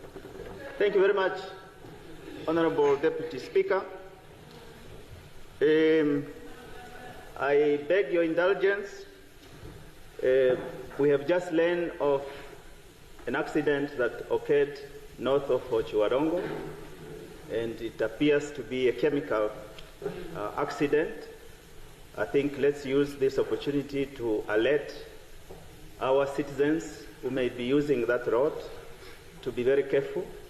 And it has been declared that a 500-meter zone has been established. So it is just a public announcement and a cautionary note to our people. I don't know whether that will eat into my time. No, I think we'll grant you that latitude. Thank you very much.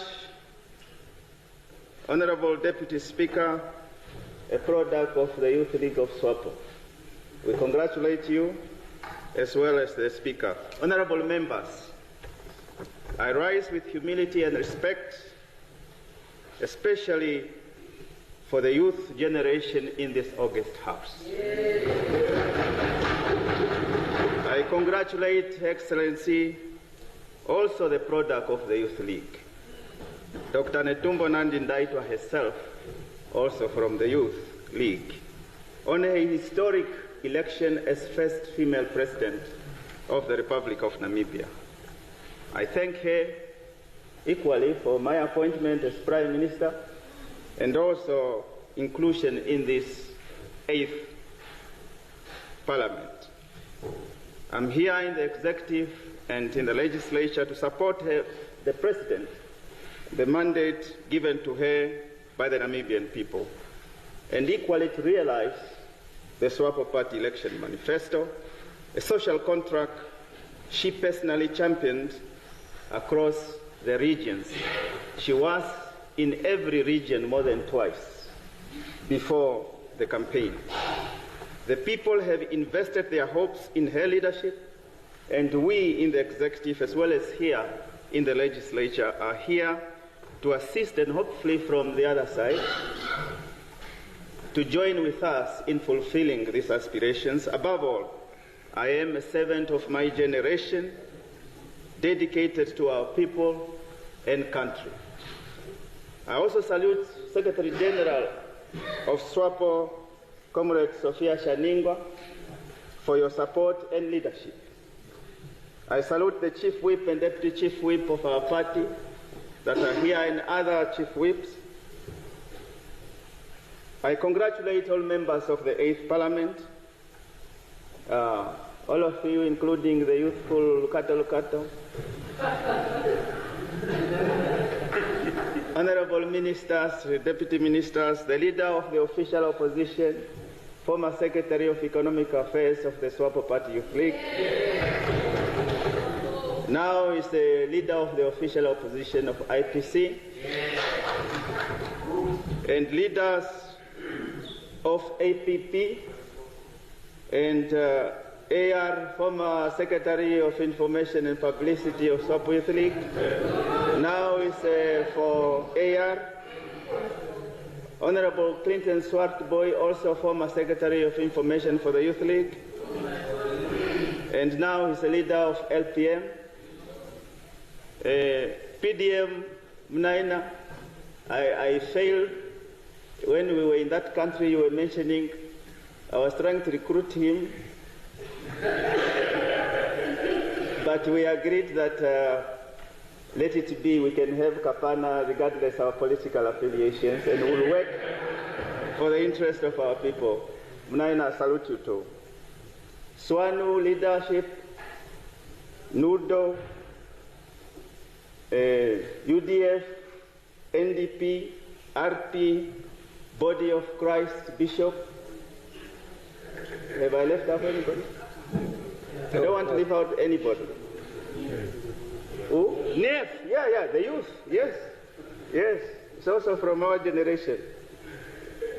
Honorable Deputy Speaker, honorable members, my name is Chitunga Liangurare. Chitunga means build. Let's build. Born in Kurenkuru, Kavango West, my upbringing marked by hard work and responsibility as a firstborn instilled in me the values of patience, resilience, and self-sacrifice. By being a firstborn as a boy, it means I have to pound mahango, I have to fetch fish, I have to abba my siblings, and all other manners of things. My years in the youth fraternity taught me the importance of empowering others. While I faced challenges, I recognize that many in our society face far greater hardships, and we must strive to assist them. I'm a product of many individuals, those who place bricks to build my life. from Kurenkuru, Siurungu, Nyangana, Kachinakachi to Arandis. I thank my teachers, pastors, traditional leaders, the late Hompa Stentum Pasi and Hompa Leno Shashpap. To my family, thank you for your unwavering belief. To my mother, Nana Nyachitunga, and my late father, Tata Jonas Ngurare Manongo, thank you for life. To my late grandmother, I happen to be raised by my grandmother, so I'm a grandmother boy. I salute her, and most certainly on the 1st of May, I will go to Kachinakachi and pay my respect. To my teachers, here in the country and beyond, I pay my debt of gratitude. My late Miss Cornelia Muhura from Machete, my mother who assisted me when I was in Arandis, I will equally pay my respect. To my comrade wife, Dr. Bettina Mbute Ngurare, thank you for the love and support and for being mtetelicious and jigitiness. To our children, they have reminded me daily what it means to be alive. And many of the colleagues that are here, they have been there for the children, they have seen them grow, so they are our children, all of us. To my prayer warriors all over Namibia, thank you for your strength. Honorable Deputy Speaker, honorable members, when we were in the Youth League, and therefore many here will recall, we traveled to a village called Elavi.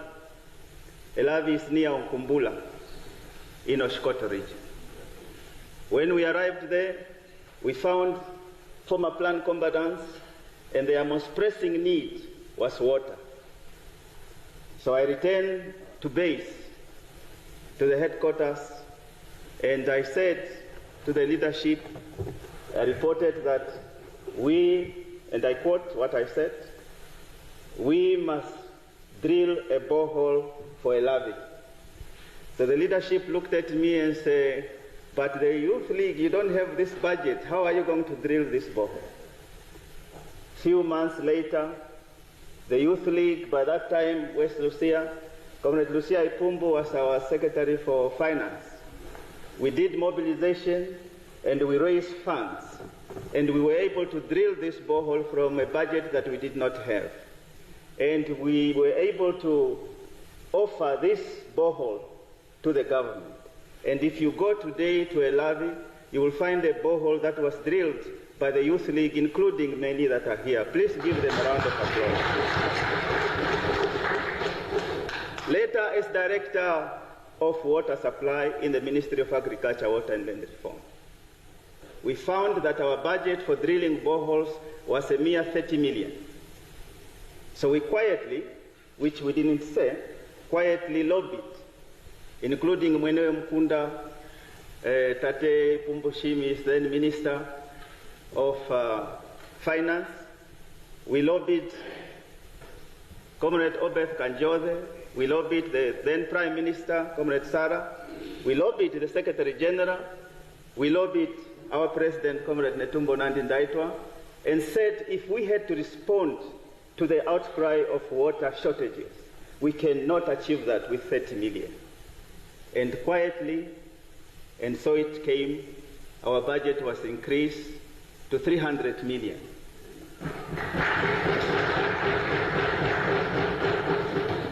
With it, we were able to drill not only from Elavi alone, we were able to drill from Barambat to Queenstown.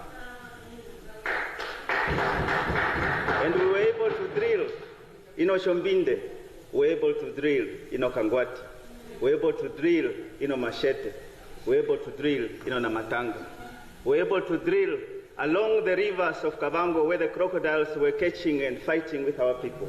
And now if you go to those places, you will find that indeed there are boreholes and people are now not able to compete with the crocodiles, but the boreholes are there. Your Excellency and Deputy Speaker, This demonstrates our attitude towards addressing issues facing our people, bread and butter issues. We don't just talk, we act with unwavering commitment. Our work in these early weeks of office mirror our long-standing dedication. We have always stood with the downtrodden, with our artists like the Shinanadem that are here, the unemployed, the essential services, the doctors, the teachers, the nurses, now with executive and legislative power, because when we were youth, of course, we climbed drums and we said things, sometimes difficult things, and things that got us into problems here and there. I remember there was a time we went to the founding, he chased us from the State House, because some things we said now in retrospect, we could have said it better. But that is the idealism of youth. All of us were once youth. We say certain things. And I know Comrade Naruseb is nodding, he was also a youth, and the youth here. So it is the nature of it. Yeah. So service delivery must be our collective focus, requiring political economic unity for the benefit of all Namibians, regardless of political affiliation. For example, the long-awaited Nkurenkuru District Hospital must be realized, and existing hospitals must be adequately resourced. Pregnant women should not have to travel long distances for basic care. The education of our children deserves proper infrastructure, not learning under trees. We stand with the Minister of Health and Education in achieving these goals. This 106 billion budget, as expertly presented by the Minister of Finance, is crucial for addressing the needs of our people, and we must give it our full support. Honorable Deputy Speaker, I'm a graduate who once faced unemployment despite my qualifications. This budget recognizes the urgent need for job creation across various sectors for our youth. Because the time is going, finally, You are the PM, we can have a little bit of latitude, isn't it, Mama? It's the Prime Minister speaking. The Prime Minister that we have all said in uncertain circumstances, he has shaped many of us, including the Prof, including all others. PM, let's go. So thank you very much. Thank you very much. Yeah, thank you very much. Thank you very much. As many would recall, we prioritize, when we were in the Youth League, we prioritize opportunities for others before seeking parliamentary office. This period, though financially challenging, provided invaluable lessons. I'm deeply grateful to His Excellency, the late founding President, and His Excellency, President Hifikepunye Pohamba, for their guidance. I also thank the late Dr. Ngarikutuke Chiryange and the late Minister John Alphonse Pandeni for their mentorship and the opportunity to work closely with traditional authorities. I was the PA, so many of the traditional authorities, from Mondonga Traditional Authority to Kakuru Kouye Traditional Authority, I have been able to learn from them.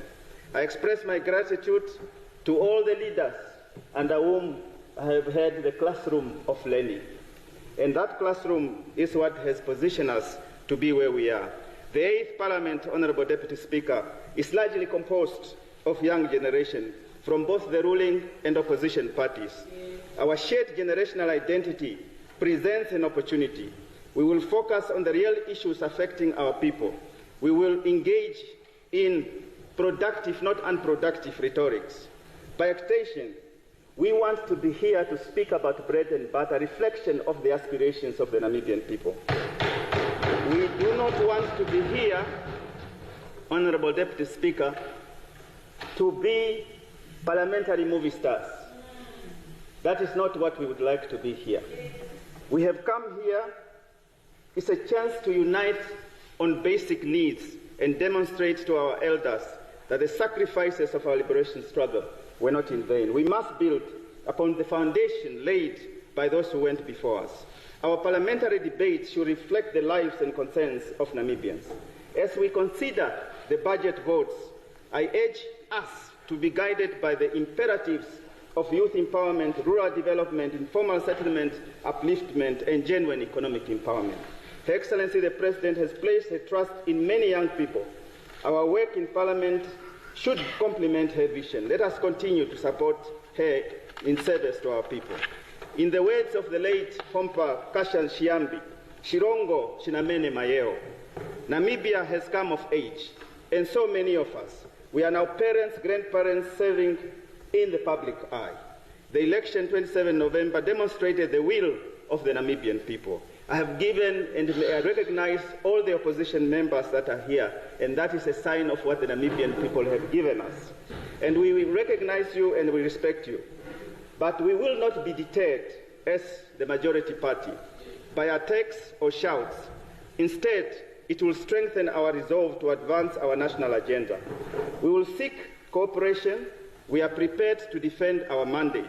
The Namibian people expect us to work together. Being in Parliament is not a personal achievement, but an opportunity to work collectively towards a better standard of living for every Namibian household. Access to water, electricity, housing, income, education, and sanitation. This is our shared goal. Let our tenure collectively be defined by this commitment, and we invite our colleagues in the opposition to join us. Together, let us develop green schemes, including small-scale agricultural schemes, realize desalination projects, expand borehole drilling, support young farmers with borehole drilling subsidy, which I know Honorable Kandorozo has been very vocal about, ensure adequate resources for clinics and hospitals. Honorable Deputy Speaker, as I conclude, here is the example. There was, and many from Oshkoto would know, every year there has been an outcry at Okazulu, Atatashe, Oshkondeirwa, Onelawo. These places have always been without water. We have drilled borehole there, and we knew that the water will be salty. But as we speak, that water has been desalinated, and people are drinking clean water. So this is the solutions to our challenges lie within us. We just need to bring ourselves to bear and to be able to provide those solutions. Therefore, we must be able to use the resources at our disposal. The vocational training centers, the National Youth Service, they must be used to respond to the needs of today. The solutions to our challenges, they are there, they are here. There is nothing that must stop us from talking to each other.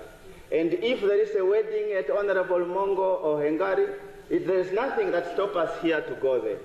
And when Honorable Shea and Euriko here, they are going to get married, you also come there. One Namibia, one nation must be our guiding principle. And national interest and national security must unite us. This is our unwavering path. Honorable Deputy Speaker, I fully support this budget because for us or anybody to say you don't support it, it means you do not care those that voted for you. So let us stand together and march together. When there is a clinic that needs to be supported, it is for you and me. When there is a school to be supported, it's for you and me. If there are challenges, as my colleague has said, we are welcome to come and engage with you, and let's face those challenges. And there is nobody that is perfect. Perfection belongs to God. But us, when we are doing our best to better the lives of our people, there is no mountain that we will not climb, and there is no valley that we will not mow. We from this side are committed to ensure, because we have the marching order from our president, and I know it's also your president, the first female president, and the women there, I can see them smiling. So please give her a round of applause, and thank you very much.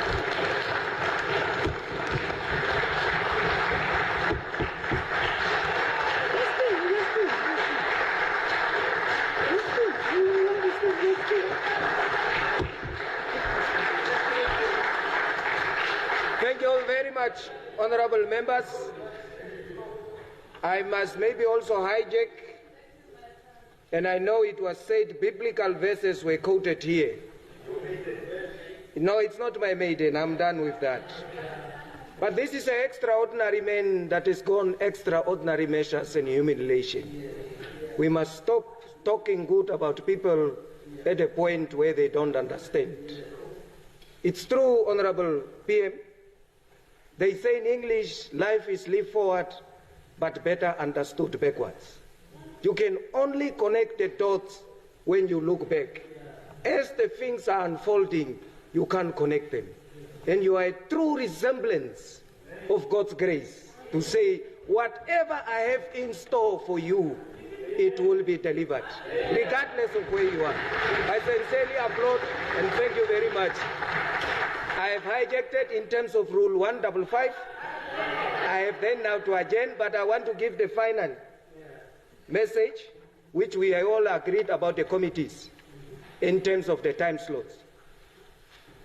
That will take place on Tuesday, the 22nd April this year, 2025, under the directive or the guidance of our acting secretary, Master Oscar Muyatwa.